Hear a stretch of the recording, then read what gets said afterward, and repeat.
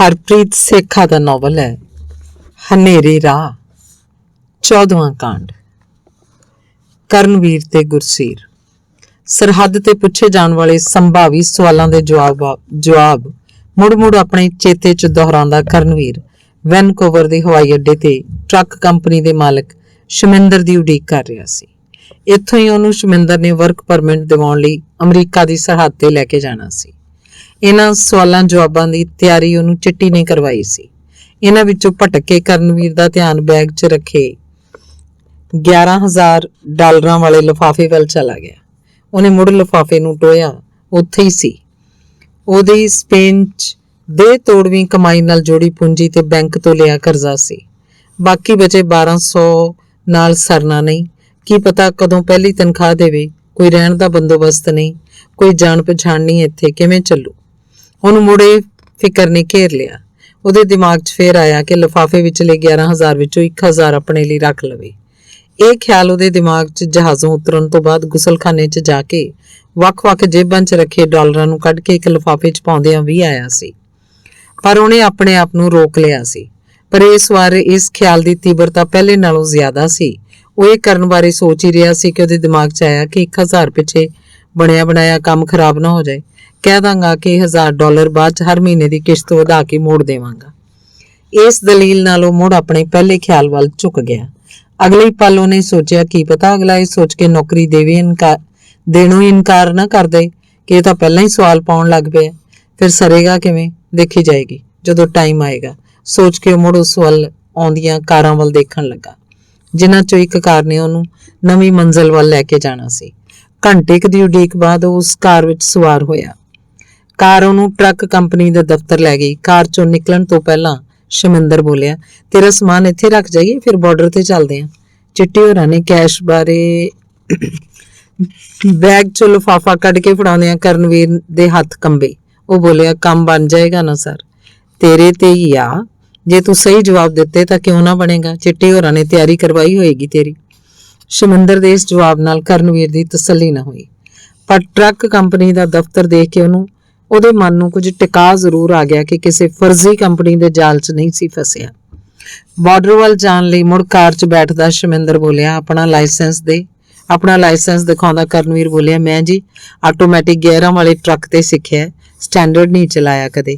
ਕਰਨਵੀਰ ਦੇ ਚਿੱਤ 'ਚ ਆਈ ਕਿ ਇਹ ਗੱਲ ਉਹਨੇ ਡਾਲਰ ਦੇਣ ਤੋਂ ਪਹਿਲਾਂ ਕਿਉਂ ਨਾ ਕੀਤੀ ਕਿਤੇ। ਪਰ ਸ਼ਮਿੰਦਰ ਦੇ ਬੋਲ ਸੁਣ ਕੇ ਉਹਨੂੰ ਆਪਣਾ ਇਹ ਡਰ ਨਿਰਮੂਲ ਲੱਗਾ। ਸ਼ਮਿੰਦਰ ਬੋਲਿਆ, ਲਾਇਸੈਂਸ ਠੀਕ ਹੋਣਾ ਚਾਹੀਦਾ ਹੈ।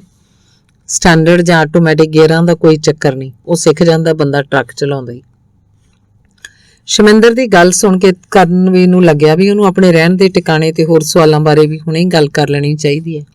ਹਵਾਈ ਅੱਡੇ ਤੋਂ ਆਉਂਦਿਆਂ ਉਹਨੂੰ ਇਹ ਮੌਕਾ ਨਹੀਂ ਸੀ ਮਿਲਿਆ। ਸ਼ਮਿੰਦਰ ਸਾਰਾ ਸਮਾਂ ਫੋਨ ਤੇ ਹੀ ਰੁੱਝਿਆ ਰਿਹਾ ਸੀ ਤੇ ਹੁਣ ਵੀ ਕਰਨਵੀਰ ਹਾਲੇ ਗੱਲ ਤੋਰਨ ਬਾਰੇ ਸੋਚ ਹੀ ਰਿਹਾ ਸੀ ਕਿ ਸ਼ਮਿੰਦਰ ਨੇ ਕਿਸੇ ਨੂੰ ਫੋਨ ਮਿਲਾ ਲਿਆ।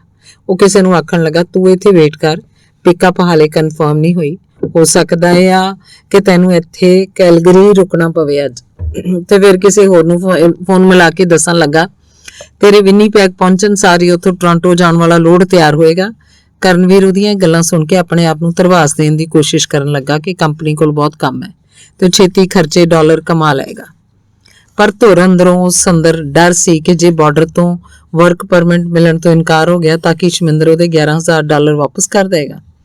ਇਹ ਡਰ ਉਹ ਉਦੋਂ ਹੀ ਜ਼ਾਹਿਰ ਕਰ ਸਕਦਾ ਸੀ ਜਦੋਂ ਸ਼ਮਿੰਦਰ ਵਿਹਲਾ ਹੁੰਦਾ, ਪਰ ਉਹ ਬਾਰਡਰ ਤੇ ਪਹੁੰਚ ਕੇ ਹੀ ਫੋਨ ਵੱਲੋਂ ਵਿਹਲਾ ਹੋਇਆ। ਉਹਨਾਂ ਨੇ ਆਪਣੀ ਕਾਰ ਕੈਨੇਡਾ ਵਾਲੇ ਪਾਸੇ ਰੋਕੀ ਤੇ ਤੁਰ ਕੇ ਅਮਰੀਕਾ ਦੀ ਸਰਹੱਦ ਵੱਲ ਚਲੇ ਪਏ। ਇੱਥੇ ਉਹਨਾਂ ਨੇ ਫਲੈਗ ਪੋਲਿੰਗ ਕਰਨੀ ਸੀ। ਜਦੋਂ ਚਿੱਟੀ ਨੇ ਪਹਿਲੀ ਵਾਰ ਇਹ ਸ਼ਬਦ ਵਰਤਿਆ ਸੀ, ਕਰਨਵੀਰ ਨੂੰ ਸਮਝ ਨਹੀਂ ਸੀ ਲੱਗੀ। ਉਹਨੇ ਪੁੱਛਿਆ, ਵਕੀਲ ਸਾਹਿਬ, ਫਲੈਗ ਪੋਲਿੰਗ ਕੀ ਹੁੰਦੀ ਹੈ?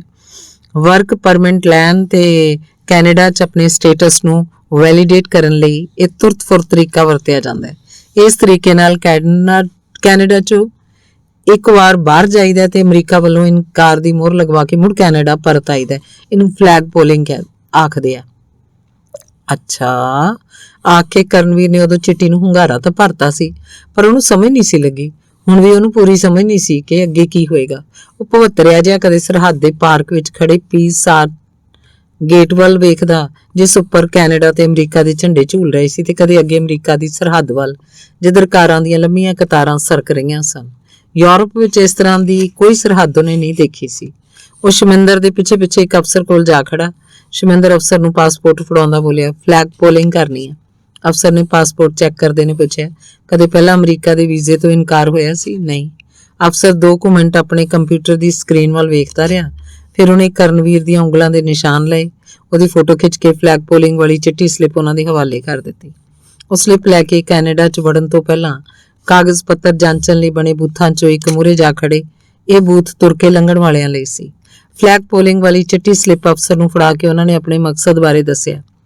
ਅਫਸਰ ਨੇ ਪੇਪਰਾਂ ਦੀ ਜਾਂਚ ਕੀਤੀ ਤੇ ਉਹਨਾਂ ਨੂੰ ਪੀਲੀ ਸਲਿੱਪ ਦੇ ਕੇ ਇਮਾਰਤ ਦੇ ਅੰਦਰ ਛੱਡ ਆਇਆ। ਅੰਦਰ ਜਾ ਕੇ ਸ਼ਮਿੰਦਰ ਨੇ ਗੁਰਸੀਰ ਨੂੰ ਫਾਈਲ ਫੜਾਉਂਦਿਆਂ ਕਿਹਾ, ਇਸ 'ਚ ਸਾਰੇ ਲੋੜੀਂਦੇ ਪੇਪਰ ਆ, ਧਿਆਨ ਨਾਲ ਜਵਾਬ ਦੇਈਂ। ਸ਼ਮਿੰਦਰ ਪਿੱਛੇ ਖੜ ਗਿਆ ਤੇ ਗੁਰਸੀਰ ਅਫਸਰ ਕੋਲ ਚਲਾ ਗਿਆ। ਅਫਸਰ ਨੇ ਦੂਰੋਂ ਹੀ ਪੁੱਛਿਆ, ਕੀ ਕਰ ਸਕਦਾ ਹੈ ਤੇਰੇ ਲਈ? ਵਰਕ ਪਰਮਿਟ ਲੈਣਾ, ਆਖਦਿਆਂ ਗੁਰਸੀਰ ਨੇ ਆਪਣੇ ਕਾਗਜ਼ ਅਫਸਰ ਦੇ ਹਵਾਲੇ ਕਰ ਦਿੱਤੇ। ਅਫਸਰ ਨੇ ਉਹ ਤੋਂ ਕਾਗਜ਼ ਫੜ ਲਏ, ਉਹਨੂੰ ਕੁਝ ਦੇਰ ਘੋਖਦਾ ਰਿਹਾ, ਫਿਰ ਉਹਨਾਂ ਨੂੰ ਪੀਲੇ ਰੰਗ ਦੀ ਸਲਿੱਪ ਦੇ ਕੇ ਅੰਦਰ ਚਲਾ ਗਿਆ। ਵਾਪਸ ਆ ਕੇ ਉਹਨੇ ਗੁਰਸੀਰ ਨੂੰ ਸੱਦ ਲਿਆ ਤੇ ਪੁੱਛਿਆ, ਨੌਕਰੀ ਕਿੱਥੋਂ ਲੱਭੀ? ਵਰਕ BC ਦੀ ਵੈਬਸਾਈਟ ਤੋਂ। ਕਿੱਥੇ ਸੀ ਜਦੋਂ ਨੌਕਰੀ ਦੀ ਤਲਾਸ਼ ਕਰ ਰਿਹਾ ਸੀ? ਟੋਰਾਂਟੋ। ਉੱਥੇ ਹੀ ਕਰਦਾ ਸੀ, ਆਪਣੇ ਚਚੇਰੇ ਭਾਈ ਨੂੰ ਮਿਲਣ ਗਿਆ ਸੀ। ਟਰੱਕ ਚਲਾਉਣ ਦਾ ਲਾਇਸੈਂਸ ਕਿੱਥੋਂ ਲਿਆ? ਟੋਰਾਂਟੋ ਤੋਂ। ਉੱਥੇ ਮਿਲਣ ਆਇਆ ਸੀ ਤਾਂ ਲਾਇਸੈਂਸ ਲੈਣ? ਇਹ ਸਵਾਲ ਸੁਣ ਕੇ ਕਰਨਵੀਰ ਨੂੰ ਆਪਣੀਆਂ ਲੱਤਾਂ ਕੰਬਦੀਆਂ ਲੱਗੀਆਂ। ਜਿਵੇਂ ਉਹਨੂੰ ਚਿੱਟੀ ਨੇ ਸਿਖਾਇਆ ਸੀ, ਉਹਨੇ ਆਪਣਾ ਡਰ ਕੰਟਰੋਲ ਕਰਨ ਦੀ ਕੋਸ਼ਿਸ਼ ਕਰਦੇ ਜਵਾਬ ਦਿੱਤਾ, ਮਿਲਣ ਆਇਆ ਸੀ ਪਰ ਕਈ ਵਾਰੀ ਘਰ ਵਿਹਲਾ ਹੁੰਦਾ ਸੀ, ਸੋਚਿਆ ਕਿ ਲਾਇਸੈਂਸ ਲੈ ਲਵਾਂ। ਸਿੱਧਾ ਆ ਕੇ ਨੌਕਰੀ ਲੱਭਣ ਹੀ ਆਇਆ ਸੀ। ਅਫਸਰ ਨੇ ਕਰਨਵੀਰ ਦੇ ਚਿਹਰੇ ਤੇ ਅੱਖਾਂ ਗੱਡ ਕੇ ਕਿਹਾ। ਕਰਨਵੀਰ ਜਰਕ ਗਿਆ, ਪਰ ਉਹਨੇ ਆਪਣੇ ਆਪ ਤੇ ਕਾਬੂ ਪਾਉਂਦੇ ਕਿਹਾ, ਮੇਰੇ ਕੋਲ ਸਪੇਨ 'ਚ ਨੌਕਰੀ ਸੀ, ਆਇਆ ਤਾਂ ਸਿਰਫ ਮਿਲਣ ਵਾਸਤੇ ਸੀ। ਕਿਤੇ ਘੁੰਮਿਆ ਫਿਰਿਆ? ਹਾਂ। ਕੀ ਦੇਖਿਆ ਕੈਨੇਡਾ 'ਚ? CN tower, Niagara false. ਆ ਕੇ ਕਰਨਵੀਰ ਰੁਕਿਆ ਤੇ ਫਿਰ ਬੋਲਿਆ, central island, African line safari. ਪਿੱਛੇ ਕਈਆਂ ਦੋਨੋਂ ਥਾਵਾਂ ਕਰਨਵੀਰ ਨੇ ਦੇਖੀਆਂ ਨਹੀਂ ਸੀ। ਚਿੱਟੀ ਨੇ ਉਹਨੂੰ ਇਹ ਨਾਂ ਯਾਦ ਕਰਵਾਏ ਸੀ। ਨਿਆਗਰਾ ਫਾਲਸ ਦੇਖਣ ਲਈ ਉਹਨੇ ਜੀਤੀ ਨਾਲ ਜਾਣਾ ਸੀ, ਪਰ ਇਹਦਾ ਸਮਾਂ ਹੀ ਨਹੀਂ ਸੀ ਮਿਲਿਆ। ਇਸ ਨੌਕਰੀ ਲਈ ਕਿਸੇ ਨੂੰ ਕੋਈ ਰਾਸ਼ੀ ਵੀ ਦਿੱਤੀ? ਕਰਨਵੀਰ ਨੂੰ ਲੱਗਾ ਕਿ ਫਸ ਗਿਆ, ਪਰ ਉਹਨੇ ਆਪਣੇ ਆਪ ਤੇ ਕਾਬੂ ਪਾ ਕੇ ਕਿਹਾ, ਉਹ ਕਿਸ ਲਈ? ਮੈਂ ਤੈਨੂੰ ਪ੍ਰਸ਼ਨ ਪੁੱਛ ਰਿਹਾ, ਸਿੱਧਾ ਜਵਾਬ ਦੇ। ਨਹੀਂ। ਕੰਮ ਮਾਲਕ ਨੂੰ ਕਿਵੇਂ ਜਾਣਦਾ? ਨਿੱਜੀ ਤੌਰ ਤੇ ਨਹੀਂ ਜਾਣਦਾ, ਨੌਕਰੀ ਵਾਸਤੇ ਇੰਟਰਵਿਊ ਦੇਣ ਮੌਕੇ ਮਿਲਿਆ। ਠੀਕ ਹੈ, ਬੈਠ ਕੇ ਉਡੀਕ ਕਰ। ਆ ਕੇ ਅਫਸਰ ਅੰਦਰ ਚਲਾ ਗਿਆ। ਉਡੀਕ ਦੇ ਉਹ ਪਲ ਕਰਨਵੀਰ ਨੂੰ ਪਹਾੜ ਜਿੱਡੇ ਲੱਗੇ। ਉਹਨੂੰ ਲੱਗਾ ਜਾਂ ਤਾਂ ਅਗਲੇ ਕੁਝ ਮਿੰਟਾਂ 'ਚ ਆਪਣੀ ਸਾਰੀ ਕਮਾਈ ਤੇ ਸਪੇਨ ਦੇ ਬੈਂਕ ਤੋਂ ਲਏ ਕਰਜ਼ੇ ਤੋਂ ਹੱਥ ਧੋ ਬੈਠੇਗਾ, ਤੇ ਜਾਂ ਫਿਰ ਚਿੱਟੀ ਦੇ ਟਰੱਕ ਟ੍ਰੇਨਰ ਦਰਸ਼ਨ ਦੇ ਕਹਿਣ ਵਾਂਗ ਉਹਦੇ ਦੁੱਖ ਕੱਟੇ ਜਾਣਗੇ। 10 ਮਿੰਟਾਂ ਬਾਅਦ ਜਦੋਂ ਅਫਸਰ ਨੇ ਕਿਹਾ, ਫੀਸ ਜਮ੍ਹਾਂ ਕਰਾ ਕੇ ਆਪਣਾ ਵਰਕ ਪਰਮਿਟ ਲੈ ਲਾ, ਕਰਨਵੀਰ ਨੂੰ ਜਿਵੇਂ ਆਪਣੇ ਕੰਨਾਂ ਤੇ ਯਕੀਨ ਨਾ ਆਇਆ ਹੋਵੇ। ਵਰਕ ਪਰਮਿਟ ਵਾਲਾ ਪੇਪਰ ਲੈ ਕੇ ਕਰਨਵੀਰ ਹੌਲਾ ਫੁੱਲ ਹੋ ਗਿਆ। ਆਪਣੀ ਕਾਰ 'ਚ ਬੈਠਦਾ ਸ਼ਮਿੰਦਰ ਬੋਲਿਆ, ਲੈ ਵੀ ਤਿਆਰ ਰਹੀਂ, ਮੇਰਾ ਕੋਈ ਡਰਾਈਵਰ ਤੈਨੂੰ ਕਾਲ ਕਰੇਗਾ ਜਿਸ ਨਾਲ ਤੂੰ ਜਾਣਾ ਹੋਇਆ। ਮੇਰੇ ਵੱਲੋਂ ਤਾਂ ਭਾਵੇਂ ਹੁਣੇ ਭੇਜ ਦਿਓ ਕਿਸੇ ਟਰੱਕ ਤੇ। ਕਰਨਵੀਰ ਨੇ ਝਟ ਕਿਹਾ। ਸ਼ਮਿੰਦਰ ਨੇ ਸ਼ਾਇਦ ਇਹ ਸੁਣਿਆ ਹੀ ਨਾ ਹੋਵੇ। ਉਹ ਮੁੜ ਆਪਣੇ ਫੋਨ ਤੇ ਕਿਸੇ ਨਾਲ ਗੱਲ ਕਰਨ ਲੱਗਾ। ਕਰਨਵੀਰ ਆਪਣੇ ਰਹਿਣ ਦੇ ਬੰਦੋਬਸਤ ਬਾਰੇ ਗੱਲ ਕਰਨੀ ਚਾਹੁੰਦਾ ਸੀ, ਪਰ ਸ਼ਮਿੰਦਰ ਨੇ ਉਹਨੂੰ ਵਾਪਸ ਆਉਂਦਿਆਂ ਦਾ ਮੌਕਾ ਹੀ ਨਾ ਦਿੱਤਾ। ਦਫ਼ਤਰ 'ਚ ਪਹੁੰਚ ਕੇ ਕਰਨਵੀਰ ਨੇ ਉੱਥੇ ਡੱਠੇ ਸੋਫੇ ਵੱਲ ਇਸ਼ਾਰਾ ਕਰਕੇ ਪੁੱਛ ਹੀ ਲਿਆ, ਸਰ ਜਿੰਨੀ ਦੇਰ ਮੇਰਾ ਕਿਤੇ ਰਹਿਣ ਦਾ ਪ੍ਰਬੰਧ ਨਹੀਂ ਹੋ ਜਾਂਦਾ, ਮੈਂ ਇਸ ਸੋਫੇ ਤੇ ਹੀ ਸੌਂ ਜਾਇਆ ਕਰਾਂ? ਇਹ ਦਫ਼ਤਰ ਆ, ਰਹਿਣ ਦੀ ਜ਼ਿੰਮੇਵਾਰੀ ਸਾਡੀ ਨਹੀਂ। ਜੇ ਕੋਈ ਰਿਸ਼ਤੇਦਾਰ ਹੈ ਨਹੀਂ ਤਾਂ ਮੋਟਲ ਦੱਸ ਕਿਹੜੇ 'ਚ ਛੱਡ ਕੇ ਆਵਾਂ, ਇੰਨਾ ਕੁ ਮੈਂ ਕਰ ਸਕਦਾ ਹਾਂ। ਤੇ ਕਰਨਵੀਰ ਨੇ ਸਰੀ ਮੋਟਲ ਦਾ ਨਾਂ ਲੈ ਲਿਆ। ਟੋਰਾਂਟੋ 에ਅਰਪੋਰਟ ਤੇ ਬੈਠਿਆ ਉਹ ਆਪਣੇ ਫੋਨ ਤੇ ਸਾਰੀ ਰਾਤ ਸਰੀ 'ਚ ਸਭ ਤੋਂ ਸਸਤੇ ਮੋਟਲ ਦੀ ਤਲਾਸ਼ ਕਰਦਾ ਰਿਹਾ ਸੀ। ਜਦ ਕਰਨਵੀਰ ਦੀ ਅੱਖ ਖੁੱਲੀ, ਉਹਦੀ ਨਿਗਾਹ ਬੈੱਡ ਦੇ ਨਾਲ ਪਏ ਸਟੂਲ ਤੇ ਪਈ। ਘੜੀ ਦੇ 9 ਵਜਾਉਂਦੇ ਲਾਲ ਹਿੰਸਿਆਂ ਤੇ ਪਈ ਤਾਂ ਉਹਨੇ ਛੇਤੀ ਨਾਲ ਚਾਰਜ ਤੇ ਲਾਏ ਆਪਣੇ ਫੋਨ ਨੂੰ ਚੁੱਕ ਕੇ ਦੇਖਿਆ। ਉਹਨੂੰ ਲੱਗਾ ਕਿਤੇ ਉਹਨੇ ਕਾਲ ਮਿਸ ਨਾ ਕਰਤੀ ਹੋਵੇ, ਪਰ ਕੋਈ ਕਾਲ ਨਹੀਂ ਸੀ ਆਈ ਹੋਈ। ਕਰਨਵੀਰ ਝਟ ਬਿਸਤਰੇ 'ਚੋਂ ਨਿਕਲਿਆ, ਕਮਰੇ ਨਾਲ ਜੁੜੇ ਗੁਸਲਖਾਨੇ 'ਚ ਵੜ ਗਿਆ। ਰਾਤ ਪਹਿਲਾਂ ਜਦੋਂ ਸਰੀ ਮੋਟਲ ਦੇ ਇਸ ਗੁਸਲਖਾਨੇ 'ਚ ਨਹਾਉਣ ਦੇ ਇਰਾਦੇ ਨਾਲ ਵੜਿਆ ਸੀ ਤਾਂ ਉੱਥੋਂ ਆਉਂਦੀ ਕੱਚੇ ਮਾਸ ਵਰਗੀ ਗੰਧ ਨੂੰ ਮਹਿਸੂਸ ਕਰਕੇ ਉਹਨੇ ਆਪਣਾ ਇਰਾਦਾ ਬਦਲ ਲਿਆ ਸੀ। ਟੱਬ ਤੇ ਸਿੰਕ ਦੁਆਲੇ ਲਿੱਪੀ ਸਿਲੀਕੋਨ ਦੇ ਕਾਲੇ ਧੱਬਿਆਂ ਵੱਲ ਦੇਖ ਕੇ ਉਹਨੂੰ ਕਚਿਆਣ ਆਈ। ਫਰਸ਼ ਦੀਆਂ ਟੁੱਟੀਆਂ ਟਾਈਲਾਂ ਵੇਖ ਕੇ ਉਹਨੇ ਇੱਕ ਵਾਰ ਤੋਂ ਸੋਚਿਆ ਵੀ ਕਿਸੇ ਹੋਰ ਮੋਟਲ 'ਚ ਚਲਿਆ ਜਾਵੇ, ਪਰ ਆਪਣੀ ਜੇਬ 'ਚੋਂ ਬਚੇ ਕੁਝ ਹੀ ਨੋਟਾਂ ਬਾਰੇ ਸੋਚ ਕੇ ਉਹਨੇ ਆਪਣਾ ਇਰਾਦਾ ਬਦਲ ਲਿਆ। ਹੁਣ ਵੀ ਉਹਨੇ ਗੁਸਲਖਾਨੇ ਦੀ ਬੱਤੀ ਜਗਾਏ ਤੋਂ ਬਿਨਾਂ ਹੀ ਅੱਖਾਂ ਮਿੱਟੀ, ਦੰਦਾਂ ਤੇ ਬੁਰਸ਼ ਕੀਤਾ ਤੇ ਉਸੇ ਤਰ੍ਹਾਂ ਨਹਾ ਕੇ ਛੇਤੀ ਗੁਸਲਖਾਨੇ 'ਚੋਂ ਬਾਹਰ ਆ ਗਿਆ। ਉਹਨੇ ਸੋਚਿਆ ਕਿ ਟਰੱਕ ਤੇ ਜਾਣ ਵੇਲੇ ਆਪਣੇ ਨਾਲ ਕੀ ਲੈ ਕੇ ਜਾਵੇ। ਛੋਟਾ ਟੈਚੀ ਤੇ ਪਿੱਠੂ ਦੋਨੋਂ ਹੀ, ਜਾਂ ਕੁਝ ਕੱਪੜੇ ਟੈਚੀ 'ਚੋਂ ਕੱਢ ਕੇ ਪਿੱਠੂ 'ਚ ਪਾ ਲਏ। ਕੁਝ ਪਲ ਉਹਨੂੰ ਪਤਾ ਹੀ ਨਾ ਲੱਗਾ। ਫਿਰ ਉਹਨੇ 2-3 ਕੱਚੇ ਬਨਾਨਾ ਸਵਿਟ ਪੈਂਟ ਤੇ ਟੀ-ਸ਼ਰਟ ਟੈਚੀ 'ਚੋਂ ਕੱਢ ਕੇ ਪਿੱਠੂ 'ਚ ਪਾ ਲਈ। ਫਿਰ ਉਹਨੂੰ ਰਸਤੇ 'ਚ ਖਾਣ ਪੀਣ ਦੇ ਸਮਾਨ ਬਾਰੇ ਖਿਆਲ ਆਇਆ। ਉਹਨੇ ਸੁਣ ਰੱਖਿਆ ਸੀ ਵੀ ਡਰਾਈਵਰ 5-7 ਦਿਨਾਂ ਦੀਆਂ ਰੋਟੀਆਂ ਤੇ ਦਾਲਾਂ ਸਬਜ਼ੀਆਂ ਬਣਾ ਕੇ ਆਪਣੇ ਨਾਲ ਲੈ ਜਾਂਦੇ ਆ, ਰਾਹ 'ਚ ਗਰਮ ਕਰਕੇ ਖਾ ਲੈਂਦੇ ਆ। ਰੋਟੀਆਂ ਕਿੱਥੇ ਬਣਾਵਾਂ? ਹੁਣ ਚੱਲ ਡਰਾਈਵਰ ਆਪਣਾ ਬੰਦਾ ਹੀ ਹੋਏਗਾ, ਉਸ ਨਾਲ ਹੀ ਰਲ ਮਿਲ ਕੇ ਪਹਿਲੇ ਗੇੜੇ ਸਾਰ ਲਵਾਂਗਾ, ਉਹਨੇ ਸੋਚਿਆ। ਫਿਰ ਉਹਨੇ ਪਿੱਠੂ 'ਚੋਂ ਟਰਾਂਟੋ ਦੇ ਨਾਲ ਲਿਆਂਦੀਆਂ ਕੁੱਕੀਆਂ ਤੇ ਪਿੰਨੀਆਂ ਵਾਲੇ ਮੋਮੀ ਲਿਫਾਫੇ ਨੂੰ ਬਾਹਰ ਕੱਢਿਆ, ਇੱਕ ਪਿੰਨੀ ਖਾ ਲਈ। ਲਿਫਾਫੇ ਨੂੰ ਪਿੱਠੂ 'ਚ ਰੱਖ ਕੇ ਉਹਨੂੰ ਵੱਡੇ ਟੈਚੀ ਤੇ ਰੱਖਿਆ, ਜਿਸ 'ਚ ਕੰਬਲ ਤੇ ਹੋਰ ਇਸ ਤਰ੍ਹਾਂ ਦਾ ਨਿੱਕ ਸੁੱਕ ਸੀ, ਤੇ ਬੋਲਿਆ, ਲੈ ਹੁਣ ਜਦੋਂ ਮਰਜ਼ੀ ਕਾਲ ਆ ਜਾਏ। ਫਿਰ ਉਹਦੇ ਚਿੱਤ 'ਚ ਆਈ ਵੀ ਵੱਡੇ ਟੈਚੀ ਨੂੰ ਕਿੱਥੇ ਰੱਖੇਗਾ, ਚੱਲ ਜਦੋਂ ਡਰਾਈਵਰ ਦਾ ਫੋਨ ਆਇਆ ਉੱਤੋਂ ਹੀ ਪੁੱਛ ਲਵਾਂਗਾ, ਆਪਣਾ ਬੰਦਾ ਹੀ ਹੋਏਗਾ, ਇੰਨੀ ਮਦਦ ਤਾਂ ਕਰ ਹੀ ਦੇਗਾ। ਸੋਚ ਕੇ ਕਰਨਵੀਰ ਨੇ ਮੁੜ ਫੋਨ ਵੱਲ ਦੇਖਿਆ ਤੇ ਫਿਰ ਆਪਣੀ ਜਾਇਦਾਦ ਦੇ 3 ਨਗਾਂ ਤੇ ਨਿਗਾਹ ਮਾਰ ਕੇ ਕਮਰੇ 'ਚੋਂ ਬਾਹਰ ਨਿਕਲ ਗਿਆ। ਮੋਟਲ ਦੀ ਲਾਬੀ 'ਚ ਕਾਫੀ ਮਸ਼ੀਨ ਪਈ ਸੀ, ਪਰ ਉੱਥੇ ਕਾਫੀ ਪੀਣ ਲਈ ਉਹਦਾ ਮਨ ਨਾ ਕੀਤਾ। ਮੋਟਲ ਵਿੱਚੋਂ ਬਾਹਰ ਆ ਕੇ ਉਹਨੇ ਭਰਵਾਂ ਸਾਹ ਲਿਆ ਤੇ ਨਾਸ਼ਤਾ ਕਰਨ ਲਈ ਕੋਈ ਰੈਸਟੋਰੈਂਟ ਲੱਭਣ ਲਈ ਆਪਣੇ ਫੋਨ ਵੱਲ ਦੇਖਣ ਲੱਗਾ। ਮੈਕਡੋਨਲਡ ਰੈਸਟੋਰੈਂਟ ਨੇੜੇ ਹੀ ਸੀ, ਉੱਥੇ ਜਾਣ ਲਈ ਪੈਦਲ ਤੁਰ ਪਿਆ। ਕਾਫੀ, ਐਗ ਮੈਕਫਨ ਤੇ ਹੈਸ਼ ਬਰਾਊਨ ਲੈ ਕੇ ਉਹ ਇੱਕ ਕੋਨੇ 'ਚ ਬੈਠ ਗਿਆ। ਮੋਟਲ 'ਚ ਬੈਠ ਕੇ ਕਾਲ ਉਡੀਕਣ ਨਾਲੋਂ ਇੱਥੇ ਬੈਠ ਕੇ ਉਡੀਕਣਾ ਬਿਹਤਰ ਹੈ, ਉਹਨੇ ਸੋਚਿਆ। ਪਤਾ ਨਹੀਂ ਕਦੋਂ ਕਾਲ ਆਵੇ। ਉਹਦੇ ਚਿੱਤ 'ਚ ਆਈ, ਉਹ ਸ਼ਮਿੰਦਰ ਦੇ ਬੋਲਾਂ ਨੂੰ ਰਿੜਕਣ ਲੱਗਾ। ਉਹਨੇ ਕਿਹਾ ਸੀ ਕਿਸੇ ਵੇਲੇ ਵੀ ਕਾਲ ਆ ਸਕਦੀ ਆ, ਇਹਦਾ ਮਤਲਬ ਤਾਂ ਅੱਜ ਹੀ ਕਾਲ ਆਊ, ਨਹੀਂ ਤਾਂ ਉਹਨੇ ਕਹਿਣਾ ਸੀ ਵੀ ਕਿਸੇ ਦਿਨ ਵੀ ਕਾਲ ਆ ਸਕਦੀ ਹੈ। ਜਿੰਨਾ ਚਿਰ ਕਾਲ ਨਹੀਂ ਆਉਂਦੀ ਉਹਨਾਂ ਚਿਰ ਕੀ ਕਰੂੰ, ਉਡੀਕਦਾ ਹੀ ਰਹੂੰ। ਹੋ ਸਕਦਾ ਕਿਸੇ ਵੇਲੇ ਤੋਂ ਮਤਲਬ ਕਿਸੇ ਦਿਨ ਵੀ ਹੀ ਹੋਵੇ, ਫਿਰ ਮੈਂ ਇੰਨਾ ਚਿਰ ਇਸੇ ਸੜਿਆਂਦ ਮਾਰਦੇ ਖਸਤੇ ਤੇ ਸਸਤੇ ਮੋਟਲ 'ਚ ਰਹਾਂ ਕਿਉਂ ਨਾ ਕੋਈ ਪੱਕਾ ਟਿਕਾਣਾ ਹੀ ਲੱਭ ਲਵਾਂ, ਤੇ ਨਾਲੇ ਵੱਡੇ ਟੈਚੀ ਦਾ ਫਿਕਰ ਮੁੱਕੂ, ਨਾਲੇ ਆਪਣੀ ਰੋਟੀ ਬਣਾ ਲਿਆ ਕਰਾਂਗਾ। ਇਹਨਾਂ ਸੋਚਾਂ 'ਚ ਖੁੱਬਿਆ ਉਹ ਨਾਸ਼ਤਾ ਕਰਦਾ ਰਿਹਾ। ਫਿਰ ਉਹਨੂੰ ਖਿਆਲ ਆਇਆ ਕਿਸੇ ਗੁਰਦੁਆਰੇ ਜਾਵੇ। ਉਹਨੇ ਸੁਣ ਰੱਖਿਆ ਸੀ ਕਿ ਬਰੈਂਪਟਨ ਵਾਂਗ ਸਰੀ 'ਚ ਵੀ ਬਹੁਤ ਸਾਰੇ ਪੰਜਾਬੀ ਅੰਤਰਰਾਸ਼ਟਰੀ ਵਿਦਿਆਰਥੀ ਗੁਰਦੁਆਰਿਆਂ 'ਚੋਂ ਲੰਗਰ ਛਕਦੇ ਆ। ਹੋ ਸਕਦਾ ਕੋਈ ਜਾਣ ਪਛਾਣ ਵਾਲਾ ਮਿਲ ਜਾਵੇ, ਜੇ ਨਾ ਵੀ ਮਿਲਿਆ ਤਾਂ ਕੋਈ ਬੰਦੋਬਸਤ ਤਾਂ ਉੱਥੇ ਹੋ ਹੀ ਜਾਏਗਾ। ਇਹ ਸੋਚ ਕੇ ਆਪਣੇ ਫੋਨ ਤੇ ਸਰੀ ਦੇ ਗੁਰਦੁਆਰੇ ਲੱਭਣ ਲੱਗਾ। ਤੁਰ ਕੇ ਜਾਣ ਦੀ ਦੂਰੀ ਤੇ ਉਹਨੂੰ ਕੋਈ ਗੁਰਦੁਆਰਾ ਨਾ ਲੱਭਿਆ। ਫਿਰ ਉਹ ਨੇੜੇ ਵਾਲੇ ਗੁਰਦੁਆਰੇ ਤੱਕ ਅੱਪੜਨ ਲਈ ਬੱਸ ਰੂਟ ਵੇਖਣ ਲੱਗਾ। ਬੱਸ ਤੇ 12 ਮਿੰਟ ਦੀ ਦੂਰੀ ਤੇ ਉਹਨੂੰ ਗੁਰੂ ਨਾਨਕ ਸਿੱਖ ਟੈਂਪਲ ਮਿਲ ਗਿਆ।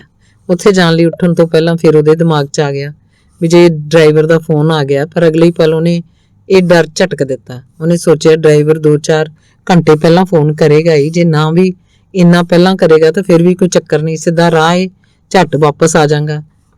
ਰੈਸਟੋਰੈਂਟ ਵਿੱਚੋਂ ਬਾਹਰ ਨਿਕਲ ਕੇ ਉਹ ਦਿਸ਼ਾਵਾਂ ਦਾ ਅੰਦਾਜ਼ਾ ਲਾਉਂਦਾ ਹੋਇਆ ਕਿੰਗ ਜਾਰਜ ਬੁਲੇਵਰਡ 72 ਐਵਨਿਊ ਦੇ ਰਸਤੇ ਵੱਲ ਤੁਰ ਪਿਆ। ਬਰੈਂਪਟਨ 'ਚ ਪਿਛਲੇ 4 ਮਹੀਨੇ ਬੱਸਾਂ 'ਚ ਸਫ਼ਰ ਕਰਦਿਆਂ ਉਹਨੂੰ ਲੱਗਣ ਲੱਗਾ ਸੀ ਕਿ ਉਹਨੇ ਕੈਨੇਡਾ ਦੀ ਬੱਸ ਸਰਵਿਸ ਦਾ ਭੇਤ ਪਾ ਲਿਆ ਸੀ। ਝੱਟ ਹੀ ਬੱਸ ਆ ਗਈ। ਕਰਨਵੀਰ ਨੇ ਫੋਨ ਨੂੰ ਹੱਥ ਵਿੱਚ ਹੀ ਫੜੀ ਰੱਖਿਆ। ਬੱਸ ਦੇ ਸ਼ੋਰ 'ਚੋਂ ਕਾਲ ਨਹੀਂ ਸੀ ਖੰਝਾਉਣੀ ਚਾਹੁੰਦਾ। 20 ਮਿੰਟਾਂ 'ਚੋਂ ਗੁਰਦੁਆਰੇ ਸੀ, ਉਹਨੂੰ ਹਾਲੇ ਭੁੱਖ ਨਹੀਂ ਸੀ। ਫਿਰ ਵੀ ਉਹ ਥਾਲੀ ਲੈ ਕੇ ਪਾੜੇ ਲੱਗਦੇ ਮੁੰਡਿਆਂ ਕੋਲ ਜਾ ਬੈਠਾ। ਬਰੈਂਪਟਨ ਦੇ ਗੁਰਦੁਆਰਿਆਂ ਵਿੱਚ ਵੀ ਉਹ ਕਿਸੇ ਨਾਲ ਨੇੜਤਾ ਬਣਾਉਣ ਲਈ ਇਹੀ ਤਰੀਕਾ ਵਰਤਦਾ ਸੀ। ਉਦੋਂ ਉਹਦੀ ਤਲਾਸ਼ ਵੱਖਰੀ ਸੀ, ਉਦੋਂ ਗੁੱਲੀ ਦੇ ਜੁਗਾੜ ਦੀ ਤਲਾਸ਼ ਸੀ, ਹੁਣ ਨਾਲ ਕੁੱਲੀ ਦੀ ਵੀ। ਤੇ ਜਿੱਥੇ ਉਹ ਆਪਣੀ ਆਪ ਲੁਕੋ ਕੇ ਸੰਭਲ ਕੇ ਅਗਲੇ ਨੂੰ ਜਿਉਂਦਾ ਸੀ, ਉਹ ਪਤਾ ਨਹੀਂ ਸੀ ਲੱਗਣ ਦੇਣਾ ਚਾਹੁੰਦਾ ਵੀ ਉਹ ਵਿਜ਼ਿਟਰ ਵੀਜ਼ੇ ਤੇ ਹੈ ਕਿ ਉਹ ਵਰਕ ਪਰਮਿਟ ਲੈਣ ਦੇ ਜੁਗਾੜ 'ਚ ਹੈ। ਇੱਥੇ ਉਹਨੂੰ ਆਪਣਾ ਆਪ ਲੁਕਾਉਣ ਦੀ ਲੋੜ ਨਹੀਂ ਸੀ। ਉਹਦਾ ਜੀ ਕਰਦਾ ਸੀ ਕੋਈ ਉਹਦੀ ਜਾਣ ਪਛਾਣ ਵਾਲਾ ਮਿਲੇ, ਆਸੇ-ਪਾਸੇ ਦੇ ਪਿੰਡੋਂ ਜਾਂ ਦੂਰ ਨੇੜਿਓਂ ਕੋਈ ਰਿਸ਼ਤੇਦਾਰ ਜਿਨ੍ਹਾਂ ਕੋਲੋਂ ਬੈਠ ਕੇ ਲੰਗਰ ਛਕਣ ਲੱਗਾ ਸੀ। ਉਹਨਾਂ ਨੇ ਕੋਈ ਲੜ ਸਿਰਾ ਨਾ ਫੜਾਇਆ। ਇਹ ਵੀ ਉੱਪਰੇ ਬੰਦੇ ਤੋਂ ਆਪਣੇ ਆਪ ਲੁਕਾਉਂਦੇ ਹੋਣਗੇ, ਉਹਨੇ ਸੋਚਿਆ। ਮੁੰਡਿਆਂ ਨੇ ਬਾਹਰਲੀ ਕੰਧ ਵੱਲ ਇਸ਼ਾਰਾ ਕਰਤਾ, ਜਿੱਥੇ ਕਿਰਾਏ ਤੇ ਦੇਣ ਲਈ ਬੇਸਮੈਂਟਾਂ ਦੇ ਇਸ਼ਤਿਹਾਰ ਚਿਪਕਾਏ ਸੀ। ਲੰਗਰ ਛਕ ਕੇ ਕਰਨਵੀਰ ਉਸ ਕੰਧ ਵੱਲ ਤੁਰ ਪਿਆ। ਉੱਥੋਂ ਨੰਬਰ ਲੈ ਕੇ 2-3 ਥਾਵਾਂ ਤੇ ਫੋਨ ਕੀਤੀ, ਐਡਰੈਸ ਲੈ ਲਿਆ, ਕਿਰਾਇਆ ਪੁੱਛ ਲਿਆ। ਕਿਰਾਏ ਬਾਰੇ ਸੁਣ ਕੇ ਉਹਨੂੰ ਲੱਗਾ ਵੀ ਉਹ ਇਕੱਲਾ ਇੰਨਾ ਕਿਰਾਇਆ ਨਹੀਂ ਦੇ ਸਕੇਗਾ, ਉਹਨੂੰ ਕਿਸੇ ਨਾਲ ਸਾਂਝੀ ਰਿਹਾਇਸ਼ ਕਰਨੀ ਪਏਗੀ, ਪਰ ਕਿਸ ਨਾਲ? ਇਸ ਸਵਾਲ ਤੇ ਉਹਨੂੰ ਮੁੜ ਲੰਗਰ ਹਾਲ ਵੱਲ ਲੈ ਆਉਂਦਾ। ਉਹ ਪਾੜਿਆਂ ਦੀ ਤਲਾਸ਼ ਕਰਨ ਲੱਗਾ। ਉਹ ਮੁੰਡੇ 18-19 ਸਾਲਾਂ ਦੇ ਗੇੜ 'ਚ ਸੀ। ਕਰਨਵੀਰ 25 ਦਾ ਹੋ ਗਿਆ ਸੀ। ਜਿਹਨੂੰ ਵੀ ਕਰਨਵੀਰ ਮਿਲਦਾ ਉਹ ਇਸ਼ਤਿਹਾਰਾਂ ਵਾਲੀ ਕੰਧ ਵੱਲ ਇਸ਼ਾਰਾ ਕਰ ਦਿੰਦਾ। ਕਰਨਵੀਰ ਮੁੜ ਕਿਸੇ ਨਾ ਕਿਸੇ ਬੇਸਮੈਂਟ ਲਈ ਫੋਨ ਕਰ ਦਿੰਦਾ। ਫਿਰ ਉਹਨੂੰ ਲੱਗਾ ਉਹ ਕੁਝ ਜ਼ਿਆਦਾ ਹੀ ਕਾਹਲੀ ਕਰ ਰਿਹਾ ਸੀ। ਉਹਨੂੰ ਤਾਂ ਹਾਲੇ ਇਹ ਵੀ ਨਹੀਂ ਸੀ ਪਤਾ ਵੀ ਕੰਮ ਕਿੱਥੋਂ ਸ਼ੁਰੂ ਕਰਨਾ ਹੋਇਆ ਕਰੇਗਾ ਤੇ ਕਿਸ ਪਾਸੇ ਬੇਸਮੈਂਟ ਲੱਭੇ। ਤੇ ਜੋ ਡਰਾਈਵਰ ਦਾ ਫੋਨ ਆਇਆ ਉਹ ਤੋਂ ਜਾਣਕਾਰੀ ਲੈ ਕੇ ਫੇਰ ਹੀ ਉਹ ਬੰਦੋਬਸਤ ਕਰਾਂਗੇ, ਆਪਣਾ ਬੰਦਾ ਹੋਏਗਾ, ਉਹ ਵੀ ਤਾਂ ਕੋਈ ਮਦਦ ਕਰੇਗਾ ਹੀ। ਇਹ ਸੋਚ ਕੇ ਕਰਨਵੀਰ ਆਪਣੇ ਆਪ ਨੂੰ ਟਿਕਾਉਣ ਦੀ ਕੋਸ਼ਿਸ਼ ਕਰਨ ਲੱਗਾ। ਉਹਨੇ ਚਾਹ ਵਾਲਾ ਗਲਾਸ ਚੁੱਕਿਆ ਤੇ ਲੰਗਰ ਹਾਲ ਦੇ ਕੋਨੇ 'ਚ ਰੱਖੀਆਂ ਕੁਰਸੀਆਂ ਤੇ ਬੈਠੇ ਬਜ਼ੁਰਗਾਂ ਵੱਲ ਚਲਾ ਗਿਆ। ਉਹਨੂੰ ਲੱਗਦਾ ਸੀ ਕਿ ਬਜ਼ੁਰਗ ਤੋਂ ਉਹਦੇ ਪਿੰਡ ਗੋਤ ਬਾਰੇ ਪੁੱਛਣਗੇ। ਹੋ ਸਕਦਾ ਕਿਸੇ ਨਾਲ ਕੋਈ ਗੰਢ ਜੁੜ ਜਾਏ। ਪਰ ਕਿਸੇ ਨੇ ਇਹ ਨਹੀਂ ਸੀ ਪੁੱਛਿਆ। ਉਹਦੀ ਸਾਰਿਆਂ ਨੂੰ ਸਾਂਝੀ ਬੁਲਾਈ ਸਤਿ ਸ੍ਰੀ ਅਕਾਲ ਦਾ ਕੁਝ ਕੁ ਨਹੀਂ ਜਵਾਬ ਦਿੱਤਾ। ਉਹ ਆਪਣੀਆਂ ਗੱਲਾਂ 'ਚ ਲੱਗੇ ਰਹੇ। ਕਰਨਵੀਰ ਨੂੰ ਭੁੱਲ ਗਿਆ ਸੀ ਕਿ ਸਪੇਨ ਦਾ ਕੋਈ ਸ਼ਹਿਰ ਨਹੀਂ ਸੀ, ਸਗੋਂ ਕੈਨੇਡਾ ਦਾ ਸਰੀ ਸ਼ਹਿਰ ਸੀ, ਜਿੱਥੇ ਅਨੇਕਾਂ ਨਵੇਂ ਚਿਹਰੇ ਨਿੱਤ ਪ੍ਰਗਟ ਹੁੰਦੇ ਆ। ਇੱਥੋਂ ਦੇ ਬਜ਼ੁਰਗਾਂ ਲਈ ਪਿਛੋਕੜ ਪੁੱਛਣ ਵਾਲੇ ਸਵਾਲ ਉਹਨੇ ਦਿਲਚਸਪ ਨਹੀਂ ਰਹੇ, ਸਗੋਂ ਉਹਨਾਂ ਨੂੰ ਕਿਸੇ ਦੂਰ ਦੀ ਰਿਸ਼ਤੇਦਾਰੀ ਵਾਲੇ ਨੂੰ ਪਹਿਚਾਣ ਕੇ ਉਹਨੂੰ ਘਰ ਰੱਖਣ ਦੇ ਰੂਪ 'ਚ ਇਹ ਮਹਿੰਗੇ ਪੈ ਸਕਦੇ ਸੀ। ਉਹ ਕਿਸ ਤੋਂ ਉਹਦਾ ਪਿਛੋਕੜ ਪੁੱਛਦੇ, ਤੇ ਜਦ ਉਹਨਾਂ 'ਚੋਂ ਕਿਸੇ ਨੇ ਵੀ ਕਰਨਵੀਰ ਵੱਲ ਧਿਆਨ ਨਾ ਦਿੱਤਾ ਤਾਂ ਇੱਕ ਤੱਪੜ ਤੇ ਬੈਠ ਗਿਆ। ਕੰਧ ਨਾਲ ਢੋ ਲਾ ਲਈ, ਫਿਰ ਫੋਨ ਵੱਲ ਦੇਖਿਆ। ਪਤਾ ਨਹੀਂ ਕਿੰਨੇ ਦਿਨ ਫੋਨ ਨਾ ਆਵੇ, ਜੇਬ ਖਾਲੀ ਹੋਣ, ਕਿਨਾਰੇ ਮੋਟਲ ਦਾ ਖਰਚਾ ਵੱਖਰਾ, ਇਹ ਸੋਚ ਕੇ ਉਸ ਤੋਂ ਹੋਰ ਹੇਠ ਉੱਥੋਂ ਨਾ ਬੈਠਿਆ ਗਿਆ। ਉਹ ਲੰਗਰ ਹਾਲ 'ਚੋਂ ਬਾਹਰ ਆ ਗਿਆ। ਉਹਨੂੰ ਇੱਕ ਇਮਾਰਤ ਗੁਰਦੁਆਰੇ ਦੀ ਪਾਰਕਿੰਗ ਲਾਟ ਦੇ ਅਖੀਰ 'ਚ ਦਿਸੀ, ਤੇ ਇੱਕ ਗੁਰਦੁਆਰੇ ਦੀ ਸੱਜੀ ਬੱਖੀ 'ਚ। ਉਹਦੇ ਚਿਹਰੇ ਤੇ ਮੁਸਕਾਨ ਆ ਗਈ। ਉਹਨਾਂ ਇਮਾਰਤਾਂ ਦੁਆਲੇ ਗੇੜਾ ਕੱਢ ਕੇ ਉਹ ਲੰਗਰ ਹਾਲ 'ਚ ਆ ਗਿਆ। ਪ੍ਰਸ਼ਾਦਾ ਵਰਤਾਉਂਦੇ ਇੱਕ ਸਿੰਘ ਕੋਲ ਜਾ ਕੇ ਬੋਲਿਆ, ਸਿੰਘ ਜੀ, ਇਹ ਜਿਹੜੀਆਂ 2 ਬਿਲਡਿੰਗਾਂ ਨੇ ਗੁਰਦੁਆਰਾ ਸਾਹਿਬ ਦੀਆਂ ਨੇ? ਹਾਂਜੀ। ਤੇ ਬਾਹਰੋਂ ਆਇਆਂ ਦੀ ਰਿਹਾਇਸ਼ ਵਾਸਤੇ ਨਹੀਂ ਹੋਣਗੀਆਂ? ਨਹੀਂ ਜੀ। ਇੱਕ ਸੀਨੀਅਰ ਸਿਟੀਜ਼ਨ ਸੈਂਟਰ ਹੈ ਤੇ ਦੂਜੀ ਰਾਗੀ ਸਿੰਘਾਂ ਦੀ ਰਿਹਾਇਸ਼ ਵਾਸਤੇ। ਕਰਨਵੀਰ ਦੀ ਆਵਾਜ਼ 'ਚੋਂ ਮਸਾਂ ਮਰੀਜੀ ਆਵਾਜ਼ 'ਚ ਅੱਛਾ ਨਿਕਲਿਆ। ਉਹ ਫਿਰ ਇੱਕ ਕੰਧ ਨਾਲ ਢੋ ਲਾ ਕੇ ਬੈਠ ਗਿਆ। ਉਹਦੇ ਦਿਮਾਗ 'ਚ ਜੀਤੀ ਆ ਗਈ। ਉਹਦਾ ਜੀ ਕੀਤਾ ਉਹਨੂੰ ਸੁਨੇਹਾ ਲਿਖ ਦੇਵੇ। ਕੱਲ ਜਿੰਨੀ ਦੇਰ ਤੱਕ ਉਹਨੇ ਸ਼ਮਿੰਦਰ ਨੂੰ ਡਾਲਰ ਫੜਾ ਨਹੀਂ ਸੀ ਦਿੱਤੇ, ਉਸ ਅੰਦਰ ਇੱਕ ਆਸ ਜੀ ਬਣੀ ਸੀ ਕਿ ਕਾਸ਼ ਜੀਤੀ ਦਾ ਹਾਂ ਕਹਿੰਦਾ ਕੋਈ ਸੁਨੇਹਾ ਆ ਜਾਏ ਤੇ ਉਹਦੀ ਇਹ ਕਮਾਈ ਅਜਾਈ ਨਾ ਜਾਏ। ਪਰ ਉਹਦੀ ਇਹ ਆਸ ਪੂਰੀ ਨਹੀਂ ਸੀ ਹੋਈ। ਰਾਤ ਵੀ ਕਰਨਵੀਰ ਦੇ ਚਿੱਤ 'ਚ ਆਈ ਸੀ ਕਿ ਜੀਤੀ ਨਾਲ ਵਰਕ ਪਰਮਿਟ ਮਿਲ ਜਾਣ ਦੀ ਖੁਸ਼ਖਬਰੀ ਸਾਂਝੀ ਕਰ ਲਏ, ਪਰ ਉਹਨੇ ਆਪਣੇ ਆਪ ਨੂੰ ਰੋਕ ਲਿਆ ਸੀ। ਪਰ ਹੁਣ ਉਹ ਤੋਂ ਆਪਣੇ ਆਪ ਨੂੰ ਰੋਕ ਨਾ ਹੋਇਆ। ਉਹਨੇ ਸੁਨੇਹਾ ਲਿਖ ਦਿੱਤਾ, ਜਦੋਂ ਟਾਈਮ ਹੋਇਆ ਦੱਸ ਦਈ, ਮੈਂ ਕਾਲ ਕਰਾਂਗਾ। ਜੀਤੀ ਦਾ ਝੱਟ ਮੋੜਵਾਂ ਸੁਨੇਹਾ ਆ ਗਿਆ, ਜਦੋਂ ਮਰਜ਼ੀ ਕਾਲ ਕਰ ਲਈ। ਕਰਨਵੀਰ ਨੇ ਪਾਰਕਿੰਗ ਲਾਟ 'ਚ ਜਾ ਕੇ ਫੋਨ ਮਿਲਾ ਲਿਆ। ਆ ਗਿਆ ਚੇਤਾ? ਫੋਨ ਚੁੱਕਦਿਆਂ ਜੀਤੀ ਬੋਲੀ, ਹਾਂ, ਤੈਨੂੰ ਤਾਂ ਨਹੀਂ ਆਇਆ, ਤੂੰ ਤਾਂ ਇਸ ਵੇਲੇ ਕੰਮ ਤੇ ਹੁੰਨੀ ਹੈ। ਕਿਵੇਂ ਮਿਲ ਗਿਆ ਟਾਈਮ? ਕੰਮ ਤੇ ਨਹੀਂ ਜਾਂਦੀ ਹੁਣ? ਕਿਉਂ? 3-4 ਦਿਨਾਂ 'ਚ ਐਸਾ ਕੀ ਹੋ ਗਿਆ? ਬਹੁਤ ਕੁਛ, ਆਖਦੀ ਜੀਤੀ ਦੀ ਆਵਾਜ਼ ਕਰਨਵੀਰ ਨੂੰ ਭਰੜਾ ਗਈ ਲੱਗੀ। ਉਹਨੇ ਫਿਕਰਮੰਦ ਆਵਾਜ਼ 'ਚ ਪੁੱਛਿਆ, ਜੀਤੀ ਕੀ ਗੱਲ ਹੈ? ਜੀਤੀ ਰੋ ਪਈ। ਕਰਨਵੀਰ ਤੋਂ ਰੋਂਦੀ ਸਹਾਰੀ ਨਾ ਗਈ। ਜੀਤੀ ਗੱਲ ਤਾਂ ਦੱਸ, ਕੀ ਹੋ ਗਿਆ ਯਾਰ, ਦੱਸੇਂਗੀ ਵੀ? ਆਖਦਾ ਕਰਨਵੀਰ ਉਤੇਜਿਤ ਹੋ ਗਿਆ। ਕੁਛ ਦੇਰ ਬਾਅਦ ਸੰਭਲ ਕੇ ਜੀਤੀ ਨੇ ਦੱਸਿਆ, ਗੁਰਮੀਤ ਟਚਡ ਮੀ ਇਨਐਪਰੋਪ੍ਰੀਏਟਲੀ। ਵਾਟ? ਕਦੋਂ? ਕਿਵੇਂ? ਕਹੋ ਤਾਂ ਮੈਂ ਆਵਾਂ ਜੀਤੀ? ਕਰਨਵੀਰ ਇੱਕੋ ਸਾਈ ਆ ਗਿਆ। ਜੀਤੀ ਫਿਰ ਫਿਸ ਗਈ। ਕਰਨਵੀਰ ਬੋਲਿਆ, ਜੀਤੀ ਯਾਰ ਸਟਰੋਂਗ ਹੋ ਕੇ ਦੱਸ, ਕੀ ਹੋਇਆ ਕੀ ਹੈ? ਕੁਛ ਦੇਰ ਬਾਅਦ ਸੰਭਲ ਕੇ ਜੀਤੀ ਨੇ ਦੱਸਿਆ, ਜਿੱਦਣ ਤੂੰ ਮਿਲਣ ਆਇਆ ਸੀ ਨਾ, ਤੇਰੇ ਜਾਣ ਤੋਂ ਬਾਅਦ ਤੇਰੇ ਬਾਰੇ ਪੁੱਛਣ ਲੱਗਾ। ਤੈਨੂੰ ਮੈਂ ਦੱਸਿਆ ਸੀ ਨਾ ਵੀ ਉਹ ਮੇਰੇ ਕੋਲ ਆਪਣੀ ਘਰਵਾਲੀ ਦੀਆਂ ਗੱਲਾਂ ਕਰ ਲੈਂਦਾ ਸੀ। ਮੈਂ ਦੱਸਦਾ ਵੀ ਤੂੰ ਕਿਵੇਂ ਆਇਆ ਸੀ। ਸੁਣ ਕੇ ਕਹਿੰਦਾ, ਤੂੰ ਫਸ ਨਾ ਜਾਈਂ, ਠੱਗ ਹੁੰਦੇ ਆ ਇਹੋ ਜਿਹੇ। ਪੱਕਾ ਹੋਣ ਲਈ ਤੇਰੇ ਮਗਰ ਫਿਰਦਾ। ਉਹਨੂੰ ਲੱਗਦਾ ਹੋਊ ਵੀ ਕੱਲੀ ਕੁੜੀ ਹੈ, ਫਸਾ ਲਓ ਤੇ ਫਿਕਰ ਨਾ ਕਰੀ, ਮੈਂ ਤੇਰੇ ਨਾਲ ਆ, ਤੈਨੂੰ ਮੈਂ ਪੱਕੀ ਕਰਵਾਉਂ ਇੱਥੇ। ਬਾਸਟਰਡ, ਜੀਤੀ ਨੇ ਅੱਗੇ ਦੱਸਿਆ। ਉਹਦਾ ਇੱਕਦਮ ਹੀ ਐਟੀਟਿਊਡ ਬਦਲ ਗਿਆ। ਪਹਿਲਾਂ ਕਦੇ ਵੀ ਉਹਨੇ ਐਸੀ ਵੈਸੀ ਗੱਲ ਨਹੀਂ ਸੀ ਕੀਤੀ। ਮੈਨੂੰ ਲੱਗਦਾ ਉਹਨੂੰ ਲੱਗਾ ਵੀ ਜਿਹੜੀ ਬॉयਫ੍ਰੈਂਡ ਬਣਾ ਕੇ ਰੱਖਦੀ ਹੈ ਚਾਲੂ ਹੋਏਗੀ ਤੇ ਜ਼ਿਆਦਾ ਹੀ ਪਿਆਰ ਜਿਹਾ ਦਿਖਾਈ ਜਾਵੇ। ਕਹਿੰਦਾ ਕਿਸੇ ਦਿਨ ਘੁੰਮਣ ਚੱਲਾਂਗੇ। ਅਗਲੇ ਦਿਨ ਪਿੱਛੇ ਮੇਰੇ ਦੁਆਲੇ ਬਾਹਾਂ ਵਲ ਕੇ ਕਹਿੰਦਾ, ਆਈ ਲਵ ਯੂ। ਮੈਨੂੰ ਸਮਝ ਹੀ ਨਾ ਲੱਗੇ ਕੀ ਹੋ ਗਿਆ, ਤੇ ਉਹਦੀਆਂ ਬਾਹਾਂ 'ਚੋਂ ਨਿਕਲ ਕੇ ਮੈਂ ਘਰ ਆਉਣ ਲੱਗੀ ਤਾਂ ਮਿੰਨਤਾਂ ਕੱਢਣ ਲੱਗ ਪਿਆ ਕਿ ਕਿਸੇ ਨੂੰ ਦੱਸਾਂ ਨਾ। ਹੁਣ ਵੀ ਉਹਦਾ ਵਾਰੀ-ਵਾਰੀ ਫੋਨ ਆਈ ਜਾਂਦਾ, ਮਾਫੀ ਮੰਗੀ ਜਾਂਦਾ। ਚਪੇੜ ਮਾਰਦੀ ਇਹੋ ਜਿਹੇ ਦੇ। ਪਤਾ ਹੀ ਨਹੀਂ ਲੱਗਾ ਕੀ ਕਰਾਂ, ਇੰਨਾ ਅਚਾਨਕ ਹੋਇਆ। ਮੇਰਾ ਤਾਂ ਰੋਣ ਨਿਕਲ ਗਿਆ। ਮੇਰਾ ਜੀ ਕਰਦਾ ਪੁਲਿਸ ਕੋਲ ਕੰਪਲੇਂਟ ਕਰਦੇ ਆ, ਪਰ ਮੇਰੀਆਂ ਫਰੈਂਡਾਂ ਕਹਿੰਦੀਆਂ ਕਿ ਉਹਨੂੰ ਸਬਕ ਮਿਲ ਗਿਆ, ਰਹਿਣ ਦੇ। ਤੇ ਫਿਰ ਉਹਨੇ ਐਕਸਪੀਰੀਅੰਸ ਲੈਟਰ ਵੀ ਨਹੀਂ ਦੇਣੀ, ਪਰ ਮੈਂ ਕਾਲਜ ਦੀ ਕਾਉਂਸਲਰ ਨਾਲ ਸਲਾਹ ਕਰਕੇ ਕਰ ਦੇਣੀ ਹੈ ਕੰਪਲੀਟ। ਸਬਕ ਕਿੱਥੇ ਮਿਲਿਆ? ਜੀਤੀ, ਤੂੰ ਆਪਣੇ ਆਪ ਨੂੰ ਕੱਲੀ ਨਾ ਸਮਝੀ। ਜਿਵੇਂ ਤੂੰ ਫੈਸਲਾ ਕਰੇਂਗੀ ਮੈਂ ਤੇਰੇ ਨਾਲ ਆ। ਨਾਲੇ ਵਿਆਹ ਲਈ ਜ਼ੋਰ ਮੈਂ ਪੱਕਾ ਹੋਣ ਲਈ ਨਹੀਂ ਸੀ ਪਾਉਂਦਾ। ਮੈਨੂੰ ਲੱਗਦਾ ਆਪਾਂ ਰਲ ਮਿਲ ਕੇ ਛੇਤੀ ਸੈੱਟ ਹੋ ਜਾਵਾਂਗੇ। ਤੂੰ ਤਾਂ ਆਪ ਕੱਚੀ ਹੈ ਹਾਲੇ। ਜੇ ਸਿਰਫ ਪੱਕਾ ਹੋਣ ਵਾਲੀ ਗੱਲ ਹੁੰਦੀ ਤਾਂ ਮੈਂ ਦਿਲਰੀਤ ਵਰਗੀ ਪੱਕੀ ਦੇ ਮਗਰ ਜਾਂਦਾ। ਮੈਂ ਤੈਨੂੰ ਪਿਆਰ ਕਰਦਾ ਵਾਂ, ਤੇਰੇ ਨਾਲ ਹੀ ਵਿਆਹ ਕਰਾਵਾਂਗਾ, ਤੇ ਜਦੋਂ ਕਹੇਂਗੀ ਫਿਕਰ ਨਾ ਕਰੀ, ਮੈਂ 1-2 ਦਿਨਾਂ 'ਚ ਜਦੋਂ ਟਰੱਕ ਚਲਾਉਣ ਲੱਗਾ ਤੈਨੂੰ ਮਿਲਣ ਆਵਾਂਗਾ। ਜੀਤੀ ਨਾਲ ਗੱਲਾਂ ਕਰਕੇ ਕਰਨਵੀਰ ਫੇਰ ਲੰਗਰ ਹਾਲ 'ਚ ਆ ਗਿਆ।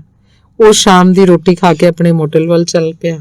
ਮੋਟਲ ਨੇੜੇ ਪਹੁੰਚ ਕੇ ਉਹ ਖਾਲੀ ਪਏ ਬੱਸ ਸਟਾਪ ਤੇ ਬੈਂਚ ਤੇ ਬੈਠ ਗਿਆ। ਉਹਨੇ ਸੋਚਿਆ ਜੀਤੀ ਜਾਗਦੀ ਹੋਈ ਤਾਂ ਉਸ ਨਾਲ ਗੱਲਾਂ ਕਰ ਲਏਗਾ। ਜੀਤੀ ਉਹਦੀਆਂ ਅੱਖਾਂ ਤੋਂ ਪਾਸੇ ਨਹੀਂ ਸੀ ਹੋ ਰਹੀ। ਜੀਤੀ ਜਾਗਦੀ ਸੀ। ਕਰਨਵੀਰ ਉਹਨੂੰ ਆਪਣੇ ਸਫ਼ਰ ਬਾਰੇ ਦੱਸਣ ਲੱਗ ਪਿਆ। ਉਹਦੀ ਰਿਹਾਇਸ਼ ਬਾਰੇ ਫਿਕਰ ਸੁਣ ਕੇ ਜੀਤੀ ਨੇ ਧਰਵਾਸਾ ਦਿੰਦਿਆਂ ਕਿਹਾ, ਜਿਵੇਂ ਗੁਰਦੁਆਰੇ 'ਚ ਰੋਟੀ ਦਾ ਬੰਦੋਬਸਤ ਹੋ ਗਿਆ ਉਵੇਂ ਰਹਿਣ ਦਾ ਹੋ ਜਾਏਗਾ। ਡਰਾਈਵਰ ਆਪਣਾ ਬੰਦਾ ਹੋਏਗਾ, ਮਦਦ ਕਰੂਗਾ ਹੀ। ਤੇ ਜੀਤੀ ਨਾਲ ਗੱਲਾਂ ਕਰਦਿਆਂ ਕਰਨਵੀਰ ਨੂੰ ਕਾਲ ਆ ਗਈ। ਉਹਨੇ ਦੇਖਿਆ ਕੋਈ ਓਪਰਾ ਨੰਬਰ ਸੀ। ਕਰਨਵੀਰ ਨੇ ਝਟ ਜੀਤੀ ਨਾਲ ਗੱਲਬਾਤ ਬੰਦ ਕਰਤੀ ਤੇ ਛੇਤੀ ਨਾਲ ਹੈਲੋ ਕਿਹਾ, ਪਰ ਅੱਗੋਂ ਕੋਈ ਨਾ ਬੋਲਿਆ। ਕਰਨਵੀਰ ਨੇ ਫੇਰ ਆਪ ਕਈ ਵਾਰ ਉਸ ਨੰਬਰ ਤੇ ਫੋਨ ਮਿਲਾਉਣ ਦੀ ਕੋਸ਼ਿਸ਼ ਕੀਤੀ, ਪਰ ਫੋਨ ਬੰਦ ਆਉਂਦਾ ਸੀ। ਗੁਰਸੀਰ, ਤੈਨੂੰ ਮੈਂ ਨੰਬਰ ਟੈਕਸਟ ਕਰਦਾ ਆ, ਉਹ ਤੇ ਫੋਨ ਕਰਕੇ ਡਰਾਈਵਰ ਨਾਲ ਟਾਈਮ ਸੈੱਟ ਕਰ ਲਈ। ਨਵਾਂ ਡਰਾਈਵਰ ਆ, ਕਰਨਵੀਰ ਨਾਂ ਆ ਉਹਦਾ, ਸਰੀ ਮੋਟਲ 'ਚ ਹੈ, ਤੇ ਜੇ ਰਾਈਡ ਦੇ ਸਕਦਾ ਹੋਇਆ ਤਾਂ ਦੇ ਦੇਈਂ। ਮੈਂ ਬਾਹਰ ਆ ਕਿਤੇ, ਸ਼ਮਿੰਦਰ ਨੇ ਫੋਨ ਤੇ ਕਿਹਾ। ਗੁਰਸੀਰ ਬੋਲੇ, ਭਾਜੀ ਤੁਸੀਂ ਮੈਨੂੰ ਸਪਾਂਸਰ ਵਾਲੀ ਚਿੱਠੀ ਤਾਂ ਦਿੰਦੇ ਨਹੀਂ, ਮੈਂ ਫਾਈਲ ਲਾਉਣੀ ਹੈ। ਤੂੰ ਆ ਗੇੜਾ ਲਾਇਆ, ਆਉਂਦੇ ਨੂੰ ਤਿਆਰ ਪਈ ਹੋਈ। ਤੁਸੀਂ ਪਿਛਲੀ ਵਾਰ ਵੀ ਇਦਾਂ ਹੀ ਕਹਿੰਦੇ ਸੀ, ਮੇਰਾ ਵਰਕ ਪਰਮਿਟ ਮੁੱਕ ਜਾਣਾ, ਫਿਰ ਮੈਂ ਕਿਸੇ ਪਾਸੇ ਜੋਗਾ ਨਹੀਂ ਰਹਿਣਾ। ਤੇਰਾ ਵਰਕ ਪਰਮਿਟ ਮੁੱਕ ਗਿਆ ਤਾਂ ਮੈਂ ਤੈਨੂੰ ਫਿਰ LMI ਦੇ ਹੀ ਦੇਵਾਂਗਾ। ਉਹਦਾ ਫਿਰ ਤੁਸੀਂ 30,000 ਮੰਗੋਗੇ। ਤੂੰ ਆ ਗੇੜਾ ਲਾਇਆ, ਕਰਦੇ ਆ ਤੇਰਾ ਕੁਛ। ਮੈਥੋਂ ਹੀ ਬੰਦਾ ਟ੍ਰੇਨਡ ਕਰਵਾ ਕੇ ਮੇਰੀ ਥਾਂ ਹੀ ਤੁਸੀਂ ਉਹਨੂੰ ਬਹਾ ਦੇਣਾ। ਇਦਾਂ ਨਾ ਕਰੋ ਮੇਰੇ ਨਾਲ। ਤੂੰ ਦੱਸ, ਲਿਜਾਣਾ ਨਾਲ ਟ੍ਰੇਨੀ ਕਿ ਨਹੀਂ, ਸਿੱਧਾ ਜਵਾਬ ਦੇ। ਸ਼ਮਿੰਦਰ ਦੀ ਤੱਤੀ ਆਵਾਜ਼ ਸੁਣ ਕੇ ਗੁਰਸੀਰ ਦਾ ਅੰਦਰ ਭਖਣ ਲੱਗਾ, ਪਰ ਉਹਨੇ ਆਪਣੇ ਆਪ ਤੇ ਕਾਬੂ ਪਾਉਂਦੇ ਕਿਹਾ, ਭਾਜੀ ਅੱਗੇ ਦੱਸੋ, ਕਦੇ ਤੁਹਾਨੂੰ ਜਵਾਬ ਦਿੱਤਾ? ਮੇਰੇ ਬਾਰੇ ਵੀ ਸੋਚੋ। ਤੇਰੇ ਬਾਰੇ ਸੋਚ ਕੇ ਹੀ ਤੈਨੂੰ ਸਭ ਤੋਂ ਵੱਧ ਗੇੜੇ ਦਿੰਨਾ ਆ। ਤੂੰ ਫਿਰ ਵੀ ਨਹੀਂ ਖੁਸ਼ ਹੁੰਦਾ। ਤੂੰ ਹੁਣ ਕੁਝ ਜ਼ਿਆਦਾ ਹੀ ਨਖਰੇ ਜੇ ਕਰਨ ਲੱਗ ਪਿਆ। ਨਖਰੇ ਕਾਦੇ ਭਾਜੀ? ਤੁਸੀਂ ਮੇਰੇ ਨਾਲ ਨਿੱਤ ਨਵਾਂ ਟ੍ਰੇਨੀ ਭੇਜ ਦਿੰਦੇ ਆ। ਮੈਂ ਇੱਕ ਸਪਾਂਸਰਸ਼ਿਪ ਲਈ ਲੈਟਰ ਮੰਗੀ ਹੈ, ਉਹ ਤੁਸੀਂ ਦਿੰਦੇ ਨਹੀਂ।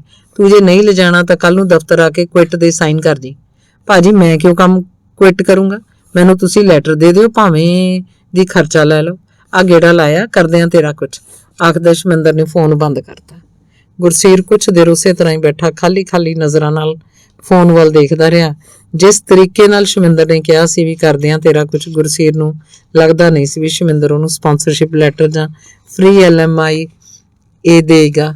ਉਹਦਾ ਮਨ ਰਿੱਝਣ ਲੱਗਾ। ਉਹ ਮਹਾਰੇ ਬੋਲਿਆ, ਸਾਲਾ ਸਮਝਦਾ ਪਤਾ ਨਹੀਂ ਕੀ ਆਪਦੇ ਆਪ ਨੂੰ। ਮੈਂ ਵੀ ਨਹੀਂ ਲੈ ਜਾਂਦਾ ਟ੍ਰੇਨੀ ਨੂੰ ਨਾਲ। ਤੇ ਗੁਰਸੀਰ ਕੁਛ ਦੇਰ ਸੋਚਦਾ ਰਿਹਾ। ਫਿਰ ਉਹਨੇ ਸ਼ਮਿੰਦਰ ਤੇ ਆਏ ਟੈਕਸਟ ਮੈਸੇਜ ਤੋਂ ਨੰਬਰ ਪੜ੍ਹ ਕੇ ਫੋਨ ਮਿਲਾ ਕੇ ਕੁਝ ਪਲ ਫੋਨ ਨੂੰ ਕੰਨ ਨਾਲ ਲਾਈ ਰੱਖਿਆ, ਫਿਰ ਬਿਨਾਂ ਕੁਝ ਬੋਲੇ ਫੋਨ ਆਫ ਕਰਤਾ। ਸਵੇਰੇ ਵੀ ਉਹਨੇ ਟਰੱਕ ਲੈ ਕੇ ਜਾਣ ਤੋਂ ਕੁਝ ਪਹਿਲਾਂ ਹੀ ਕਰਨਵੀਰ ਨੂੰ ਫੋਨ ਕੀਤਾ। ਉਹਨੇ ਆਪਣੇ ਹੱਕ ਵਿੱਚ ਸਬੂਤ ਖੜੇ ਕਰ ਲਏ ਕਿ ਸ਼ਮਿੰਦਰ ਨੂੰ ਕਹੇਗਾ ਕਿ ਟ੍ਰੇਨੀ ਨੂੰ ਰਾਤ ਪਹਿਲਾਂ ਫੋਨ ਕਰਕੇ ਦੱਸਦਾ ਸੀ ਤੇ ਸਵੇਰੇ ਵੀ ਯਾਰਡ 'ਚ ਘੰਟਾ ਉਡੀਕ ਕੇ ਤੁਰ ਪਿਆ ਸੀ। ਤੇ ਗੁਰਸੀਰ ਨੂੰ ਉਮੀਦ ਨਹੀਂ ਸੀ ਵੀ ਸਰੀ ਹੋਟਲ ਤੋਂ 1 ਘੰਟੇ 'ਚ ਤਿਆਰ ਹੋ ਕੇ ਟ੍ਰੇਨੀ ਯਾਰਡ 'ਚ ਪਹੁੰਚ ਜਾਏਗਾ। ਬਿਸਤਰੇ 'ਚ ਪਿਆ ਕਰਨਵੀਰ ਸੋਚ ਰਿਹਾ ਸੀ, ਉੱਠ ਕੇ ਸਿੱਧਾ ਗੁਰਦੁਆਰੇ ਜਾਵਾਂਗਾ ਤੇ ਉੱਥੇ ਸਵੇਰ ਦੀ ਚਾਹ ਪੀਵਾਂਗਾ। ਪਰ ਇੰਨੀ ਸਵੇਰੇ ਉੱਥੇ ਕੌਣ ਹੋਏਗਾ? ਥੋੜਾ ਠਹਿਰ ਕੇ ਚਲਿਆ ਜਾਵਾਂਗਾ। ਉਹ ਇਹਨਾਂ ਸੋਚਾਂ 'ਚ ਹੀ ਸੀ ਜਦੋਂ ਉਹਦਾ ਫੋਨ ਖੜਕ ਪਿਆ। ਕਰਨਵੀਰ ਨੂੰ ਲੱਗਾ ਕਿ ਉਹੀ ਨੰਬਰ ਸੀ ਜਿੱਥੋਂ ਰਾਤ ਫੋਨ ਆਇਆ ਸੀ। ਫੋਨ ਕਰਨ ਵਾਲਾ ਬੋਲਿਆ, ਮੈਂ ਗੁਰਸੀਰ ਹਾਂ। ਸ਼ਮਿੰਦਰ ਨੇ ਕਿਹਾ ਤੂੰ ਮੇਰੇ ਨਾਲ ਜਾਣਾ, ਲੋਡ ਲੈ ਕੇ ਘੰਟੇ ਦੇ ਵਿੱਚ ਯਾਰਡ 'ਚ ਪਹੁੰਚ ਜਾਈਂ। ਇਹ ਆਖ ਕੇ ਉਹਨੇ ਫੋਨ ਬੰਦ ਕਰਤਾ। ਕਰਨਵੀਰ ਨੂੰ ਲੱਗਾ ਕਿ ਸਿਗਨਲ ਦੀ ਕਮਜ਼ੋਰੀ ਕਰਕੇ ਫੋਨ ਕੱਟਿਆ ਗਿਆ ਸੀ। ਉਹਨੇ ਆਏ ਨੰਬਰ ਤੇ ਫੋਨ ਕਰ ਲਿਆ, ਪਰ ਘੰਟੀਆਂ ਵੱਜਦੀਆਂ ਰਹੀਆਂ, ਕਿਸੇ ਨੇ ਫੋਨ ਨਾ ਚੁੱਕਿਆ। ਕੁਝ ਦੇਰ ਬਾਅਦ ਉਹਨੇ ਫੇਰ ਫੋਨ ਕੀਤਾ, ਕੋਈ ਜਵਾਬ ਨਾ ਮਿਲਿਆ। ਉਹ ਝੱਟ ਬਿਸਤਰੇ 'ਚੋਂ ਨਿਕਲਿਆ, ਆਪਣਾ ਨਿਕਸੋ ਇਕੱਠਾ ਕਰਨ ਲੱਗਾ। ਸਮਾਨ ਤਾਂ ਲਗਭਗ ਸੰਭਾਲਿਆ ਹੀ ਸੀ, ਪਰ ਉਹਨੂੰ ਇਹ ਉਮੀਦ ਨਹੀਂ ਸੀ ਵੀ ਇੰਨੀ ਜਲਦੀ ਕਿਸੇ ਥਾਂ ਤੇ ਜਾਣਾ ਪਏਗਾ। ਉਹਨੂੰ ਤਾਂ ਇਹ ਵੀ ਪੱਕਾ ਪਤਾ ਨਹੀਂ ਸੀ ਵੀ ਡਰਾਈਵਰ ਦੇ ਕਹੇ ਯਾਰਡ ਦਾ ਮਤਲਬ ਟਰੱਕ ਕੰਪਨੀ ਦੇ ਦਫ਼ਤਰ ਵਾਲੀ ਥਾਂ ਸੀ ਜਾਂ ਕੋਈ ਹੋਰ। ਕਰਨਵੀਰ ਨੇ ਜਾਣਨ ਲਈ ਫੇਰ ਫੋਨ ਮਿਲਾ ਲਿਆ, ਪਰ ਨਤੀਜਾ ਪਹਿਲੇ ਵਾਲਾ ਹੀ ਰਿਹਾ।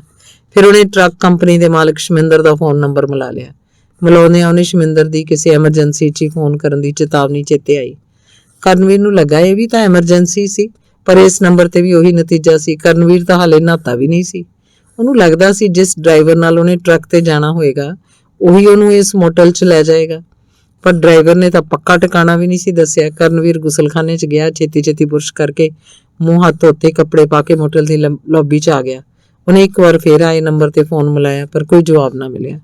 ਕਰਨਵੀਰ ਨੇ ਮੋਟਲ ਦੀ ਰਿਸੈਪਸ਼ਨਿਸਟ ਨੂੰ ਆਖ ਕੇ ਟੈਕਸੀ ਮੰਗਵਾ ਲਈ ਤੇ ਪੇਪਰਾਂ ਤੇ ਲਿਖੇ ਟਰੱਕ ਕੰਪਨੀ ਦੇ ਪਤੇ ਵੱਲ ਚੱਲ ਪਿਆ। ਟੈਕਸੀ 'ਚੋਂ ਨਿਕਲ ਕੇ ਦੋਵਾਂ ਹੱਥਾਂ ਨਾਲ ਇੱਕ ਟੈਚੀ ਧੂੰਦਾ ਕਰਨਵੀਰ ਵਾਹ ਧਾਈ ਟਰੱਕ ਵੱਲ ਵਧਿਆ। ਟੈਕਸੀ ਗੇਟ ਤੇ ਰੁਕੀ।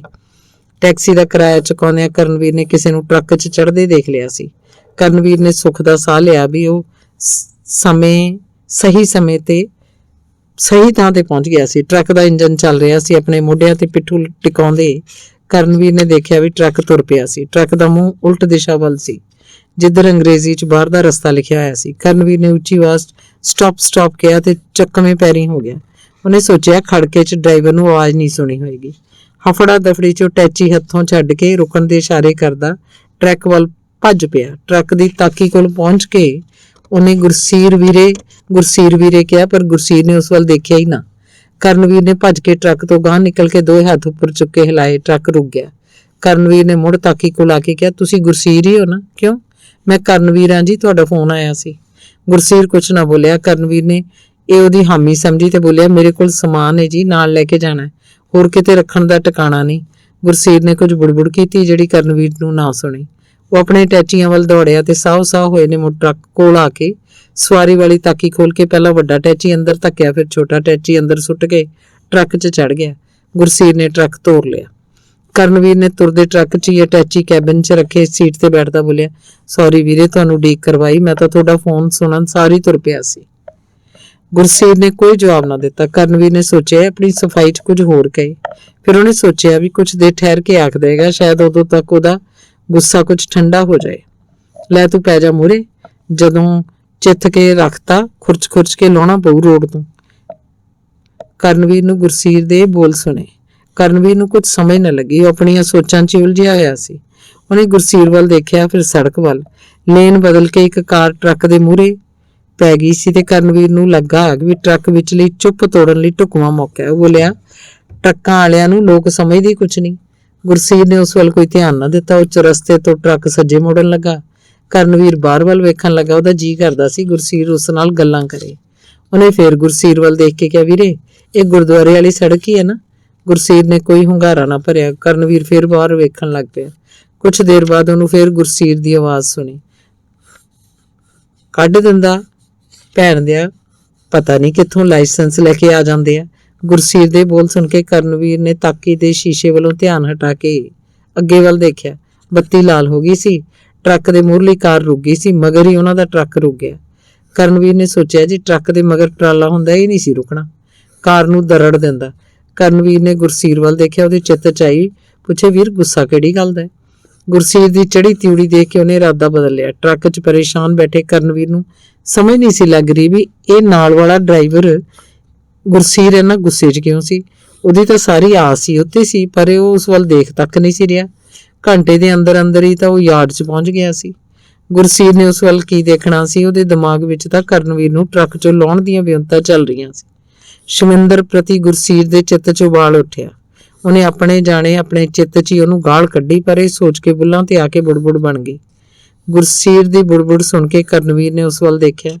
ਗੁਰਸੀਰ ਆਪਣੇ ਧਿਆਨ 'ਚ ਸੀ। ਕੁਝ ਦੇਰ ਬਾਅਦ ਉਹ ਐਨਸਿਸ ਆਈਲੈਂਡ ਪਹੁੰਚ ਗਏ। ਗੁਰਸੀਰ ਟਰੱਕ ਨੂੰ ਪਿਛਾਂਹ ਕਰਕੇ ਟਰਾਲਾ ਜੋੜਨ ਲੱਗਾ। ਕਰਨਵੀਰ ਆਪਣੀ ਸੀਟ ਤੋਂ ਗਾਂਹ ਹੋ ਕੇ ਬਾਰੀ ਨਾਲ ਲੱਗੇ ਸ਼ੀਸ਼ੇ ਰਾਹੀਂ ਬੈਕ ਹੁੰਦਾ ਟਰੱਕ ਦੇਖਣ ਲੱਗਾ। ਮੈਂ ਮਿਰਰ 'ਚ ਦੇਖਦਾ, ਤੂੰ ਆਪਦਾ ਸਿਰ ਗਾਂਹ ਨੂੰ ਕਰਕੇ ਮੇਰੀ ਵਿਜ਼ਨ ਬਲੌਕ ਕਰੀ ਜਾਂਦਾ। ਗੁਰਸੀਰ ਦੇ ਹਰਖੇ ਬੋਲ ਸੁਣ ਕੇ ਕਰਨਵੀਰ ਨੇ ਸੌਰੀ ਵੀਰੇ ਕਿਹਾ ਤੇ ਪਿੱਛੇ ਹੋ ਕੇ ਢੋਲ ਲਾ ਲਿਆ। ਟਰੱਕ ਪਿੱਛੇ ਕਰਕੇ ਗੁਰਸੀਰ ਟਰੱਕ 'ਚੋਂ ਉਤਰ ਗਿਆ। ਕਰਨਵੀਰ ਵੀ ਟਰੱਕ 'ਚੋਂ ਬਾਹਰ ਆ ਗਿਆ। ਉਹਨੇ ਸੋਚਿਆ ਗੁਰਸੀਰ ਨੂੰ ਪ੍ਰਭਾਵਿਤ ਕਰਨ ਦਾ ਮੌਕਾ ਹੈ। ਬੋਲਿਆ, ਵੀਰੇ, ਮੈਂ ਕਰ ਦਿੰਦਾ ਵਾ ਕਪਲਿੰਗ, ਮੈਨੂੰ ਆਉਂਦੀ ਆ ਕਰਨੀ। ਆ ਕੇ ਗੁਰਸੀਰ ਟਰੱਕ ਨੂੰ ਟਰਾਲੇ ਨਾਲ ਜੋੜਨ ਲੱਗ ਪਿਆ। ਕਰਨਵੀਰ ਉਹਨੂੰ ਦੇਖਦਾ ਰਿਹਾ, ਪਰ ਹੋਰ ਕੁਝ ਪੁੱਛਣ ਦਾ ਉਹਦਾ ਹੌਸਲਾ ਨਹੀਂ ਪਿਆ। ਕਰਨਵੀਰ ਦੇ ਧਿਆਨ 'ਚ ਆਇਆ ਵੀ ਟਰੱਕ ਹੱਥੀ ਗੇਅਰਾਂ ਵਾਲਾ ਸੀ। ਜਿਹੜੇ ਟਰੱਕ ਉਹਨੇ ਚਲਾਏ ਸੀ ਉਹ ਸਾਰੇ ਆਟੋਮੈਟਿਕ ਸੀ। ਹੱਥੀ ਗੇਅਰ ਬਦਲਦੇ ਗੁਰਸੀਰ ਨੂੰ ਕਰਨਵੀਰ ਧਿਆਨ ਨਾਲ ਵੇਖਣ ਲੱਗਾ। ਟਰਾਲਾ ਜੋੜ ਕੇ ਟਰੱਕ ਦੇ ਤੁਰਨ ਤੋਂ ਬਾਅਦ ਵੀ ਕਰਨਵੀਰ ਦਾ ਕੋਈ ਪ੍ਰਸ਼ਨ ਪੁੱਛਣ ਲਈ ਹੌਸਲਾ ਨਾ ਪਿਆ।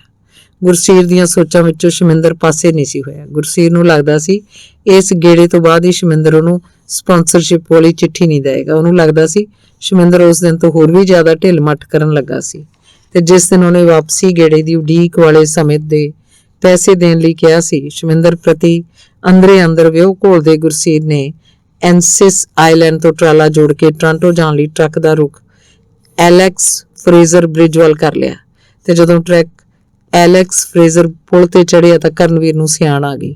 ਇਹ ਪੁਲ ਹੀ ਉਹਨੇ 2 ਦਿਨ ਪਹਿਲਾਂ ਪਾਰ ਕੀਤਾ ਸੀ। ਉਹਦੇ ਚਿੱਤ 'ਚ ਆਈ ਵੀ ਉਹ ਇਸ ਬਾਰੇ ਗੁਰਸੀਰ ਨੂੰ ਦੱਸੇ, ਪਰ ਉਹਨੇ ਝੱਟ ਇਰਾਦਾ ਬਦਲ ਲਿਆ। ਉਹਨੇ ਸੋਚਿਆ ਅੱਗੇ ਜਾ ਕੇ ਕੋਈ ਗੱਲ ਸ਼ੁਰੂ ਕਰ ਲਏਗਾ, ਕਿੰਨੀ ਕੁ ਦੇਰ ਚੁੱਪ ਰਹਿ ਲਏਗਾ। ਉਹਨੇ ਪੁਲ ਤੋਂ ਆਸੇ-ਪਾਸੇ ਦੇਖਿਆ, ਮੁੜ ਆਪਣਾ ਧਿਆਨ ਗੇਅਰ ਬਦਲ ਰਹੇ ਗੁਰਸੀਰ ਦੇ ਹੱਥ ਵੱਲ ਕਰ ਲਿਆ। ਟਰੱਕ ਦੇ ਐਲੈਕਸ ਫਰੇਜ਼ਰ ਪੁਲ ਪਾਰ ਕਰਕੇ ਹਾਈਵੇ ਤੇ ਪੈਣ ਤੱਕ ਕਰਨਵੀਰ ਜਕਾ ਤਕਾ 'ਚ ਰਿਹਾ ਵੀ ਉਹ ਗੁਰਸੀਰ ਨੂੰ ਦੱਸੇ ਜਾਣਾ। ਕਦੇ ਉਹਨੂੰ ਲੱਗਦਾ ਉਹ ਹੱਥੀ ਗੇਅਰ ਵਾਲਾ ਟਰੱਕ ਚਲਾ ਲਏਗਾ, ਕਦੇ ਲੱਗਦਾ ਸਿੱਖੇ ਤੋਂ ਬਿਨਾਂ ਉਹ ਤੋਂ ਚਲਾ ਨਹੀਂ ਹੋਣਾ। ਜਿਸ ਤਰ੍ਹਾਂ ਉਹਨੂੰ ਗੁਰਸੀਰ ਦਾ ਮੂੰਹ ਸੁੱਜਿਆ ਲੱਗ ਰਿਹਾ ਸੀ, ਉਹਨੂੰ ਉਮੀਦ ਨਹੀਂ ਸੀ ਵੀ ਉਹਨੂੰ ਸਿਖਾਏਗਾ। ਅਖੀਰ ਉਹਨੇ ਸੋਚਿਆ ਦੱਸ ਹੀ ਦੇ, ਹਾਲੇ ਤਾਂ ਉਹ ਵੈਨਕੂਵਰ ਦੀ ਹੱਦ ਅੰਦਰ ਹੀ ਸੀ, ਜੇ ਉਹਨੇ ਲਾਣਾ ਹੋਇਆ ਲਾ ਦੇਗਾ। ਉਹ ਬੋਲਿਆ ਵੀਰੇ ਮੈਂ ਕਦੇ ਗੇਅਰਾਂ ਵਾਲਾ ਟਰੱਕ ਨਹੀਂ ਚਲਾਇਆ। ਗੁਰਸੀਰ ਤਾਂ ਪਹਿਲਾਂ ਹੀ ਭਰਿਆ ਪੀਤਾ ਬੈਠਾ ਸੀ। ਉਹ ਭੜਕਦੇ ਨੇ ਬੋਲਿਆ ਤੈਨੂੰ ਹੁਣ ਚੇਤਾ ਆਇਆ ਦੱਸਣ ਦਾ? ਆਖਦਿਆਂ ਉਹਨੇ ਟਰੱਕ ਨੂੰ ਬ੍ਰੇਕਾਂ ਮਾਰੀਆਂ। ਟਰੱਕ ਡੋਲ ਗਿਆ ਪਰ ਗੁਰਸੀਰ ਨੇ ਸੰਭਾਲ ਲਿਆ। ਗਾਲ ਸੁਣ ਕੇ ਕਰਨਵੀਰ ਅੰਦਰ ਗੁੱਸਾ ਉੱਠਿਆ ਪਰ ਉਹਨੇ ਪੀ ਲਿਆ। ਗੁਰਸੀਰ ਨੇ ਟਰੱਕ ਪਾਸੇ ਤੇ ਖੜਾ ਕਰ ਲਿਆ। ਉਹਨੇ ਸ਼ਮਿੰਦਰ ਨੂੰ ਫੋਨ ਮਿਲਾ ਲਿਆ। ਤੁਹਾਡਾ ਡਰਾਈਵਰ ਤਾਂ ਕਹਿੰਦਾ ਗੇਅਰਾਂ ਵਾਲਾ ਟਰੱਕ ਚਲਾਇਆ ਹੀ ਨਹੀਂ ਕਦੀ, ਕਿਸੇ ਆਟੋਮੈਟਿਕ ਟਰੱਕ ਤੇ ਭੇਜ ਦਿਓ ਇਹਨੂੰ। ਸਿਖਾ ਦੀ ਰਾਹ 'ਚ, ਇਹ ਕਿਹੜੀ ਗੱਲ ਆ? ਐਂ ਸਿੱਖਦੇ ਆ ਸਾਰੇ। ਸ਼ਮਿੰਦਰ ਬੋਲਿਆ ਮੈਂ ਫਿਰ ਸੌਂਗਾ ਕਦੋਂ? ਮੇਰੇ ਤੇ ਮਿਹਰ ਕਰੋ ਕੁਝ। ਇਹ ਕਹਿੰਦਾ ਇਹਦੇ ਤੋਂ ਨਹੀਂ ਚਲਾਇਆ ਜਾਣਾ।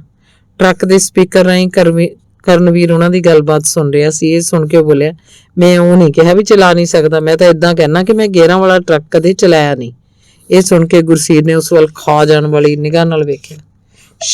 ਸ਼ਮਿੰਦਰ ਬੋਲਿਆ ਗੁਰਸੀਰ ਲੈ ਜਾ, ਕੈਲਗਰੀ ਤੋਂ ਅੱਗੇ ਰਾਹ ਸਿੱਧਾ ਆ, ਉੱਥੋਂ ਫੜਾ ਦੀ ਟਰੱਕ ਇਹਨੂੰ ਤੇ ਮੁੜ ਕੇ ਆਏ ਦਾ ਤੇਰਾ ਮਸਲਾ ਹੱਲ ਕਰਦੇ ਆ। ਗੁਰਸੀਰ ਨੇ ਮਰੀ ਜਿਹੀ ਆਵਾਜ਼ 'ਚ ਕਿਹਾ ਠੀਕ ਹੈ।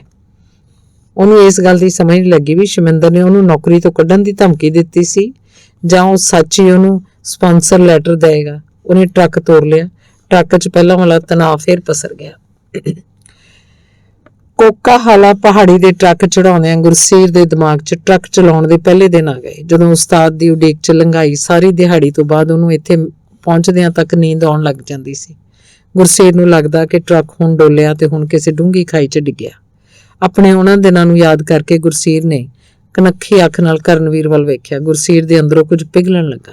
ਫਿਰ ਉਹਨੇ ਸੋਚਿਆ ਪਤਾ ਨਹੀਂ ਰਾਤ ਨੂੰ ਸੌਣ ਦੇਵੇਗਾ ਵੀ ਕਿ ਨਹੀਂ, ਕਿ ਗੇਅਰਾਂ ਵਾਲਾ ਟਰੱਕ ਚਲਾਇਆ ਨਹੀਂ ਕਦੀ, ਨਾਲੇ ਟ੍ਰੇਨਿੰਗ ਦੇ ਹੋ, ਨਾਲੇ ਕਮਾਈ ਅੱਧੋ ਅੱਧ ਕਿੱਥੇ ਹੋਣੀ ਹੈ? ਇਹਦੀ ਪਹਿਲੇ ਗੇੜੇ ਦੀ ਤਾਂ ਸ਼ਮਿੰਦਰ ਨੇ ਵਿੱਚੇ ਹੀ ਖਾ ਜਾਣੀ ਹੈ। ਤੇ ਇਸ ਸੋਚ ਨਾਲ ਗੁਰਸੀਰ ਦੇ ਮਨ 'ਚ ਇੱਕ ਵਾਰ ਆਇਆ ਕਿ ਉਹ ਕਰਨਵੀਰ ਨੂੰ ਬੁਲਾ ਲਵੇ। ਉਹਨੇ ਕਰਨਵੀਰ ਵੱਲ ਵੇਖਿਆ ਵੀ ਆਪਣੀਆਂ ਸੋਚਾਂ 'ਚ ਗੁੰਮ ਸੀ। ਗੁਰਸੀਰ ਦੇ ਮਨ ਦੀ ਪਿਘਲਾਹਟ ਵੀ ਬਹੁਤੀ ਦੇਰ ਨਾ ਟਿਕੀ। ਉਹਨੂੰ ਆਪਣੇ ਅਗਲੇ ਦਿਨ ਦਿਸਣ ਲੱਗੇ। ਉਹਨੂੰ ਲੱਗਦਾ ਨਹੀਂ ਸੀ ਵੀ ਇਸ ਗੇੜੇ ਤੋਂ ਬਾਅਦ ਵੀ ਸ਼ਮਿੰਦਰ ਉਹਨੂੰ ਸਪਾਂਸਰਸ਼ਿਪ ਵਾਲੀ ਚਿੱਠੀ ਦੇਵੇਗਾ। ਤੇ ਜਦੋਂ ਗੁਰਸੀਰ ਦੇ ਦਿਮਾਗ 'ਚ ਮੁੜ ਇਹ ਆ ਗਿਆ ਵੀ ਜਿਸ ਡਰਾਈਵਰ ਨੇ ਉਹਨੇ ਟ੍ਰੇਨਡ ਕਰਨਾ ਹੈ ਉਹਨੇ ਉਸੇ ਵਾਲੀ ਥਾਂ ਲੈਣੀ ਹੈ, ਤਾਂ ਗੁਰਸੀਰ ਅੰਦਰ ਕਰਨਵੀਰ ਪ੍ਰਤੀ ਕਠੋਰਤਾ ਫੇਰ ਵੱਧ ਗਈ। ਰੈਵਲ ਸਟੋਕ ਜਾ ਕੇ ਗੁਰਸੀਰ ਨੇ ਟਰੱਕ ਰੋਕਿਆ। ਟਿਮ ਹਾਰਟਨ ਤੇ ਜਾ ਕੇ ਵਾਸ਼ਰੂਮ 'ਚ ਵੜ ਗਿਆ। ਕਰਨਵੀਰ ਮਗਰੀ ਤੁਰ ਪਿਆ। ਗੁਰਸੀਰ ਨੇ ਆਪਣੇ ਲਈ ਕਾਫੀ ਲੈ ਲਈ, ਮਗਰੀ ਕਰਨਵੀਰ ਨੇ ਖਰੀਦ ਲਈ। ਟਰੱਕ 'ਚ ਮੁੜ ਬੈਠਦਾ ਗੁਰਸੀਰ ਬੋਲਿਆ ਕੈਲਗਰੀ ਲੰਘ ਕੇ ਤੂੰ ਟਰੱਕ ਚਲਾਉਣਾ, ਪਿੱਛੇ ਜਾ ਕੇ ਸੌਂ ਜਾ। ਕਰਨਵੀਰ ਕੈਬਿਨ 'ਚ ਜਾ ਕੇ ਲੇਟ ਗਿਆ। ਕਾਫੀ ਦੀ ਉਹਨੇ ਘੁੱਟ ਵੀ ਨਹੀਂ ਸੀ ਭਰੀ। ਉਹਨੂੰ ਲੱਗਿਆ ਕਾਫੀ ਪੀਣ ਬਾਅਦ ਤਾਂ ਨੀਂਦ ਬਿਲਕੁਲ ਹੀ ਨਹੀਂ ਆਏਗੀ, ਪਰ ਨੀਂਦ ਉਹਨੂੰ ਬਿਨਾਂ ਕਾਫੀ ਪੀਤਿਆਂ ਵੀ ਨਾ ਆਈ। ਕੈਲਗਰੀ ਪਹੁੰਚ ਕੇ ਗੁਰਸੀਰ ਨੇ ਸੋਚਿਆ ਉਹ ਆਪ ਹੀ ਟਰੱਕ ਚਲਾਈ ਜਾਵੇ ਤੇ ਜਦੋਂ ਨੀਂਦ ਆਉਣ ਲੱਗੀ ਟਰੱਕ ਸਟਾਪ ਤੇ ਰੋਕ ਕੇ ਸੌਂ ਜਾਵੇ। ਤੜਕੇ ਉੱਠ ਕੇ ਉੱਥੇ ਆਪ ਹੀ ਫੇਰ ਟਰੱਕ ਚਲਾਉਣ ਲੱਗ ਪਵੇ। ਬਰਫ਼ ਪਾਣੀ ਦਾ ਬਹਾਨਾ ਉਹਨੂੰ ਮਿਲ ਗਿਆ ਸੀ, ਭਾਵੇਂ ਬਹੁਤ ਹੀ ਥੋੜੀ ਸੀ। ਸੜਕ ਉੱਪਰ ਟਿਕਦੀ ਵੀ ਨਹੀਂ ਸੀ, ਪਰ ਨਵੇਂ ਡਰਾਈਵਰ ਨੂੰ ਟਰੱਕ ਨਾ ਫੜਾਉਣ ਲਈ ਇਹ ਭੱਜ ਗੁਰਸੀਰ ਨੂੰ ਕਾਫੀ ਲੱਗਦਾ ਸੀ। ਪਿੱਛੋਂ ਬੈਂਫ ਸ਼ਹਿਰ ਦੇ ਰੌਕੀ ਪਰਬਤਾਂ ਕੋਲੋਂ ਨਿੱਕੇ ਨਿੱਕੇ ਵਿਰਲੇ ਟਾਵੇਂ ਬਰਫ਼ ਦੇ ਫੰਬੇ ਡਿੱਗਣੇ ਸ਼ੁਰੂ ਹੋ ਗਏ। ਫਿਰ ਗੁਰਸੀਰ ਦੇ ਚਿੱਤ 'ਚ ਆਈ ਕਿ ਹੋ ਸਕਦਾ ਹੈ ਸ਼ਮਿੰਦਰ ਵਾਪਸ ਮੁੜਦੇ ਨੂੰ ਸਪਾਂਸਰਸ਼ਿਪ ਲੈਟਰ ਹੀ ਦੇ ਦੇਵੇ। ਇਹ ਸੋਚ ਕੇ ਗੁਰਸੀਰ ਦੇ ਮਨ 'ਚ ਆਈ ਵੀ ਉਹ ਕਰਨਵੀਰ ਨੂੰ ਗੇਅਰ ਪਾਉਣੇ ਦੱਸ ਕੇ ਟਰੱਕ ਫੜਾਈ ਦੇਵੇ। ਉਹਨੂੰ ਨੀਂਦ ਵੀ ਆਉਣ ਲੱਗੀ ਸੀ। ਕੈਲਗਰੀ ਲੰਘ ਕੇ ਟਰੱਕ ਸਟਾਪ 'ਚ ਵਾਸ਼ਰੂਮ ਜਾ ਕੇ ਮੁੜਦਾ ਗੁਰਸੀਰ ਬੋਲਿਆ ਆ ਜਾ ਤੇਰੀ ਵਾਰੀ ਆ ਵੀਰੇ ਗੇਅਰਾਂ ਵਾਲਾ। ਕਰਨਵੀਰ ਨੇ ਗੱਲ ਪੂਰੀ ਵੀ ਨਹੀਂ ਸੀ ਕੀਤੀ ਕਿ ਗੁਰਸੀਰ ਬੋਲਿਆ ਕਰਾਂਗੇ ਨਾ ਕੁਝ। ਇਹ ਸੁਣ ਕੇ ਕਰਨਵੀਰ ਕੁਝ ਹੌਸਲੇ 'ਚ ਹੋ ਗਿਆ। ਗੁਰਸੀਰ ਨੂੰ ਗੇਅਰ ਬਦਲਦੇ ਦੇਖਦੇ ਆਇਆ ਸੀ। ਉਹਨੂੰ ਕੁਝ ਤੱਕ ਜੀ ਤਾਂ ਆ ਗਈ ਸੀ। ਟਰੈਕਟਰ ਚਲਾਇਆ ਇੰਡੀਆ? ਗੁਰਸੀਰ ਨੇ ਪੁੱਛਿਆ। ਨਹੀਂ ਜੀ, ਪਰ ਗੇਅਰਾਂ ਵਾਲੀ ਕਾਰ ਚਲਾਈ ਹੈ। ਚੱਲ ਨੱਪ ਕਲੱਚ। ਕਰਨਵੀਰ ਨੇ ਕਲੱਚ ਨੱਪ ਲਿਆ। ਗੁਰਸੀਰ ਨੇ ਪਹਿਲਾ ਗੇਅਰ ਪਾਤਾ। ਫਿਰ ਬੋਲਿਆ ਪਹਿਲੇ ਗੇਅਰ ਸਾਰੇ ਇੱਧਰੋਂ ਪੈਂਦੇ ਆ ਲੀਵਰ ਨੱਪ ਕੇ ਉਤਲੇ ਗੇਅਰ ਫਿਰ ਇੱਥੋਂ ਹੀ ਪੈਂਦੇ ਆ ਤੇ 18ਵੇਂ ਗੇਅਰ ਤਾਈਂ ਚਲੇ ਜਾਂਦੇ ਆ। ਫਿਰ ਤੂੰ ਉੱਪਰਲੇ ਨਹੀਂ ਪਾਉਣੇ, ਸਨੋ ਪੈਂਦੀ ਹੈ। ਗੇਅਰ ਤੇ ਹੱਥ ਰੱਖੀ, ਸਪੀਡ ਨਾਲ ਮੈਚ ਕਰਕੇ ਅਗਲਾ ਪਾਈ ਜਾਈਂ। ਪਹਿਲੇ ਕੁਝ ਗੇਅਰ ਗੁਰਸੀਰ ਨੇ ਆਪ ਹੀ ਪਾ ਦਿੱਤੇ, ਫਿਰ ਕਰਨਵੀਰ ਨੂੰ ਪਾਉਣ ਦਿੱਤੇ। ਕਰਨਵੀਰ ਤੋਂ ਗੇਅਰ ਘਸੜਦੇ ਸੀ। ਉਹਨੂੰ ਗੁਰਸੀਰ ਤੋਂ ਡਰ ਵੀ ਲੱਗ ਰਿਹਾ ਸੀ ਕਿ ਮੁੜ ਗੁੱਸੇ ਨਾ ਹੋ ਜਾਏ। ਫਿਰ ਉਹਨੂੰ ਹੌਲੀ ਹੌਲੀ ਕੁਝ ਹਿਸਾਬ ਜਿਹਾ ਆ ਗਿਆ। ਸਪੇਨ 'ਚੋਂ ਹੱਥੀ ਗੇਅਰਾਂ ਵਾਲੀ ਕਾਰ ਚਲਾਉਂਦਾ ਆਇਆ ਸੀ। ਟਰੱਕ ਜਦੋਂ 9ਵੇਂ ਗੇਅਰ 'ਚ ਪੈ ਗਿਆ, ਗੁਰਸੀਰ ਬੋਲਿਆ ਹੁਣ ਸਿੱਧਾ ਰਾਹ। 70-80 ਦੀ ਸਪੀਡ ਰੱਖੀ। ਮੈਡੀਸਨ ਸ਼ਹਿਰ ਤੱਕ ਤਾਂ ਕੋਈ ਲਾਈਟ ਵੀ ਨਹੀਂ ਆਉਣੀ। ਇਹ ਤੋਂ ਬਾਅਦ ਇੱਕੜ ਦੁੱਕੜ ਜੇ ਕੋਈ ਆਈ ਤਾਂ ਰਾਤ ਨੂੰ ਉਹ ਗ੍ਰੀਨ ਹੀ ਹੁੰਦੀ ਹੈ, ਤੇ ਜੇ ਰੈੱਡ ਹੋ ਵੀ ਗਈ ਤਾਂ ਪਹਿਲਾਂ ਹੀ ਟਰੱਕ ਥੋੜਾ ਜਿਹਾ ਹੌਲੀ ਕਰ ਲਈ, ਗੇਅਰ ਨਹੀਂ ਬਦਲਣਾ ਪੈਂਦਾ। ਠੀਕ ਹੈ। ਗੁਰਸੀਰ ਕੁਝ ਦੇਰ ਹੋਰ ਉਹਨੂੰ ਟਰੱਕ ਚਲਾਉਂਦੇ ਨੂੰ ਦੇਖਦਾ ਰਿਹਾ, ਫਿਰ ਬੋਲਿਆ ਲਈ ਚੱਲ, ਮੈਨੂੰ ਤਾਂ ਆਉਂਦੀ ਹੈ ਨੀਂਦ ਹੁਣ। ਇਹ ਆਖ ਕੇ ਗੁਰਸੀਰ ਕੈਬਿਨ 'ਚ ਜਾ ਲੇਟਿਆ। ਬਰੁਕਸ ਸ਼ਹਿਰ ਨੇੜੇ ਆਇਆ ਤਾਂ ਕਰਨਵੀਰ ਨੇ ਟਰੱਕ ਦੀ ਸਪੀਡ 70 ਤੋਂ 60 ਕਰ ਲਈ। ਬਰਫ਼ ਦੇ ਫੰਬੇ ਵੱਡੇ ਹੋ ਗਏ ਸੀ। ਸ਼ਹਿਰ ਲੰਘਣ ਤੋਂ ਬਾਅਦ ਵੀ ਉਹਨੇ ਉਹੀ ਸਪੀਡ ਰੱਖੀ। ਬਰਫ਼ਬਾਰੀ ਕੁਝ ਤੇਜ਼ ਹੋ ਗਈ। ਟਰੱਕ ਦੇ ਵਾਈਪਰ ਮੂਹਰਲੇ ਸ਼ੀਸ਼ੇ ਨੂੰ ਚੰਗੀ ਤਰ੍ਹਾਂ ਸਾਫ਼ ਨਹੀਂ ਸੀ ਕਰ ਰਹੇ। ਸ਼ੀਸ਼ੇ ਤੇ ਧਾਰੀਆਂ ਪਾਉਂਦੇ ਸੀ, ਆਵਾਜ਼ ਵੀ ਕਰਦੇ ਸੀ। ਕਰਨਵੀਰ ਨੇ ਸੋਚਿਆ ਕਿ ਇਹ ਸ਼ਾਇਦ ਅਚਾਨਕ ਬਦਲੇ ਹੋਏ ਮੌਸਮ ਕਰਕੇ ਕਰ ਰਹੇ ਹੈ।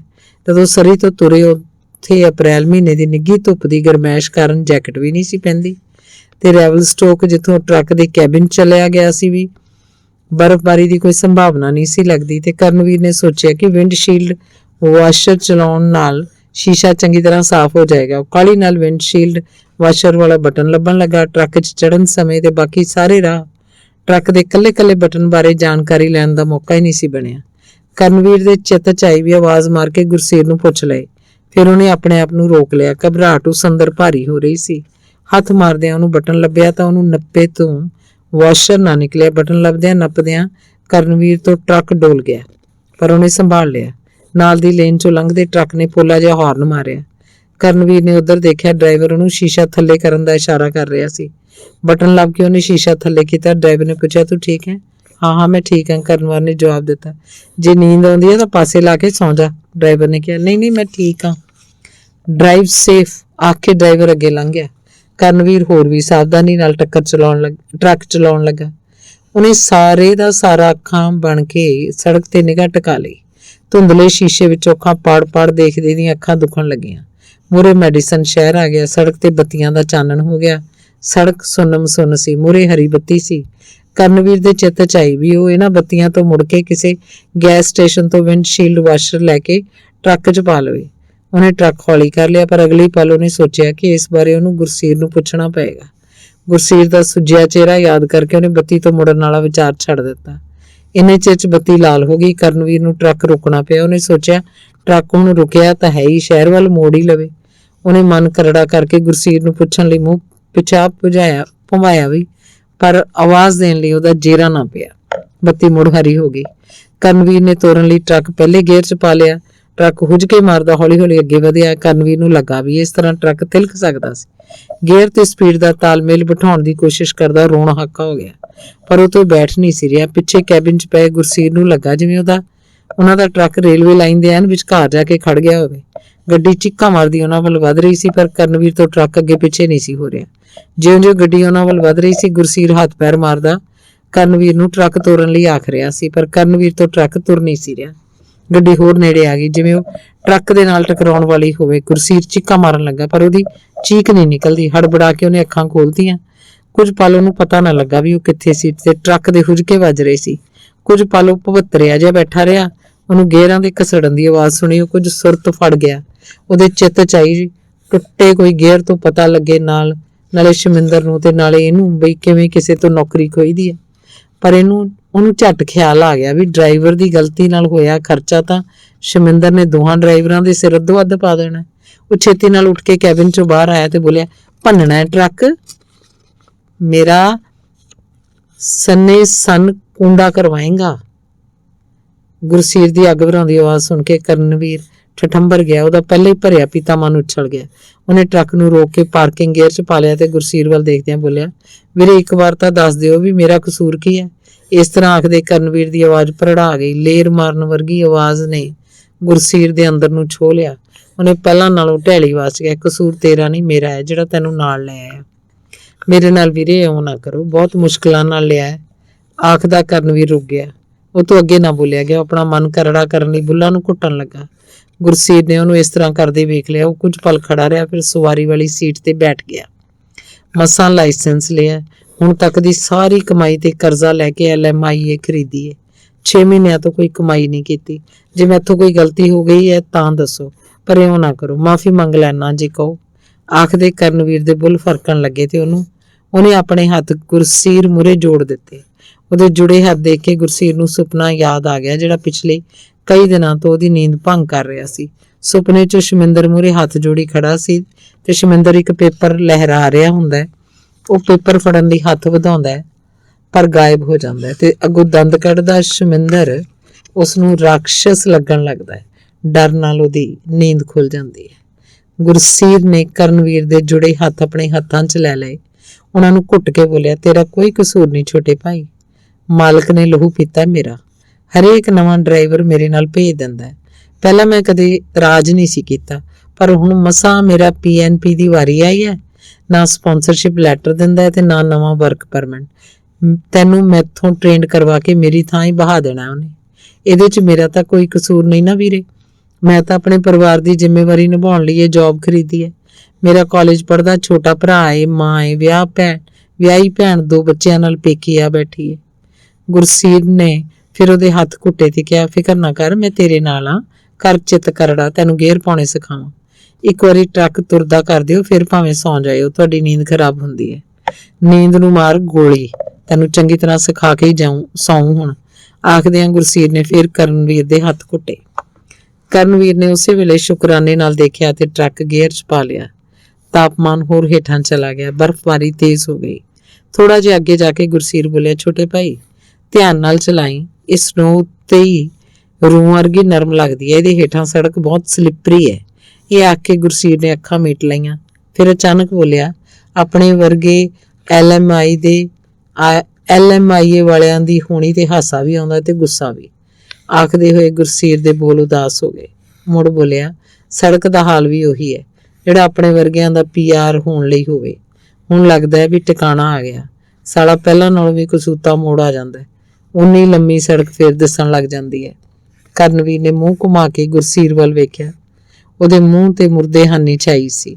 ਕਰਨਵੀਰ ਦਾ ਜੀ ਕੀਤਾ ਉਹ ਕੋਈ ਹੌਸਲੇ ਵਾਲੀ ਗੱਲ ਕਰੇ, ਪਰ ਉਹਦਾ ਬੋਲ ਨਾ ਨਿਕਲਿਆ। ਉਹ ਗੁਰਸੀਰ ਤੋਂ ਨਿਗਾਹ ਹਟਾ ਕੇ ਸਾਹਮਣੇ ਵੇਖਣ ਲੱਗ ਪਿਆ। ਤਾਜ਼ੀ ਪਈ ਬਰਫ਼ ਟਰੱਕ ਦੀਆਂ ਲਾਈਟਾਂ 'ਚ ਮੋਤੀਆਂ ਵਾਂਗ ਚਮਕਦੀ, ਥੋੜੀ ਦੂਰ ਜਾ ਕੇ ਰੌਸ਼ਨੀ ਕਿਸੇ ਹਨੇਰੀ ਗੁਫਾ 'ਚ ਉਤਰਦੀ ਨਜ਼ਰ ਆਉਂਦੀ। ਧੰਨਵਾਦ ਤੇ ਸਮਾਪਤ।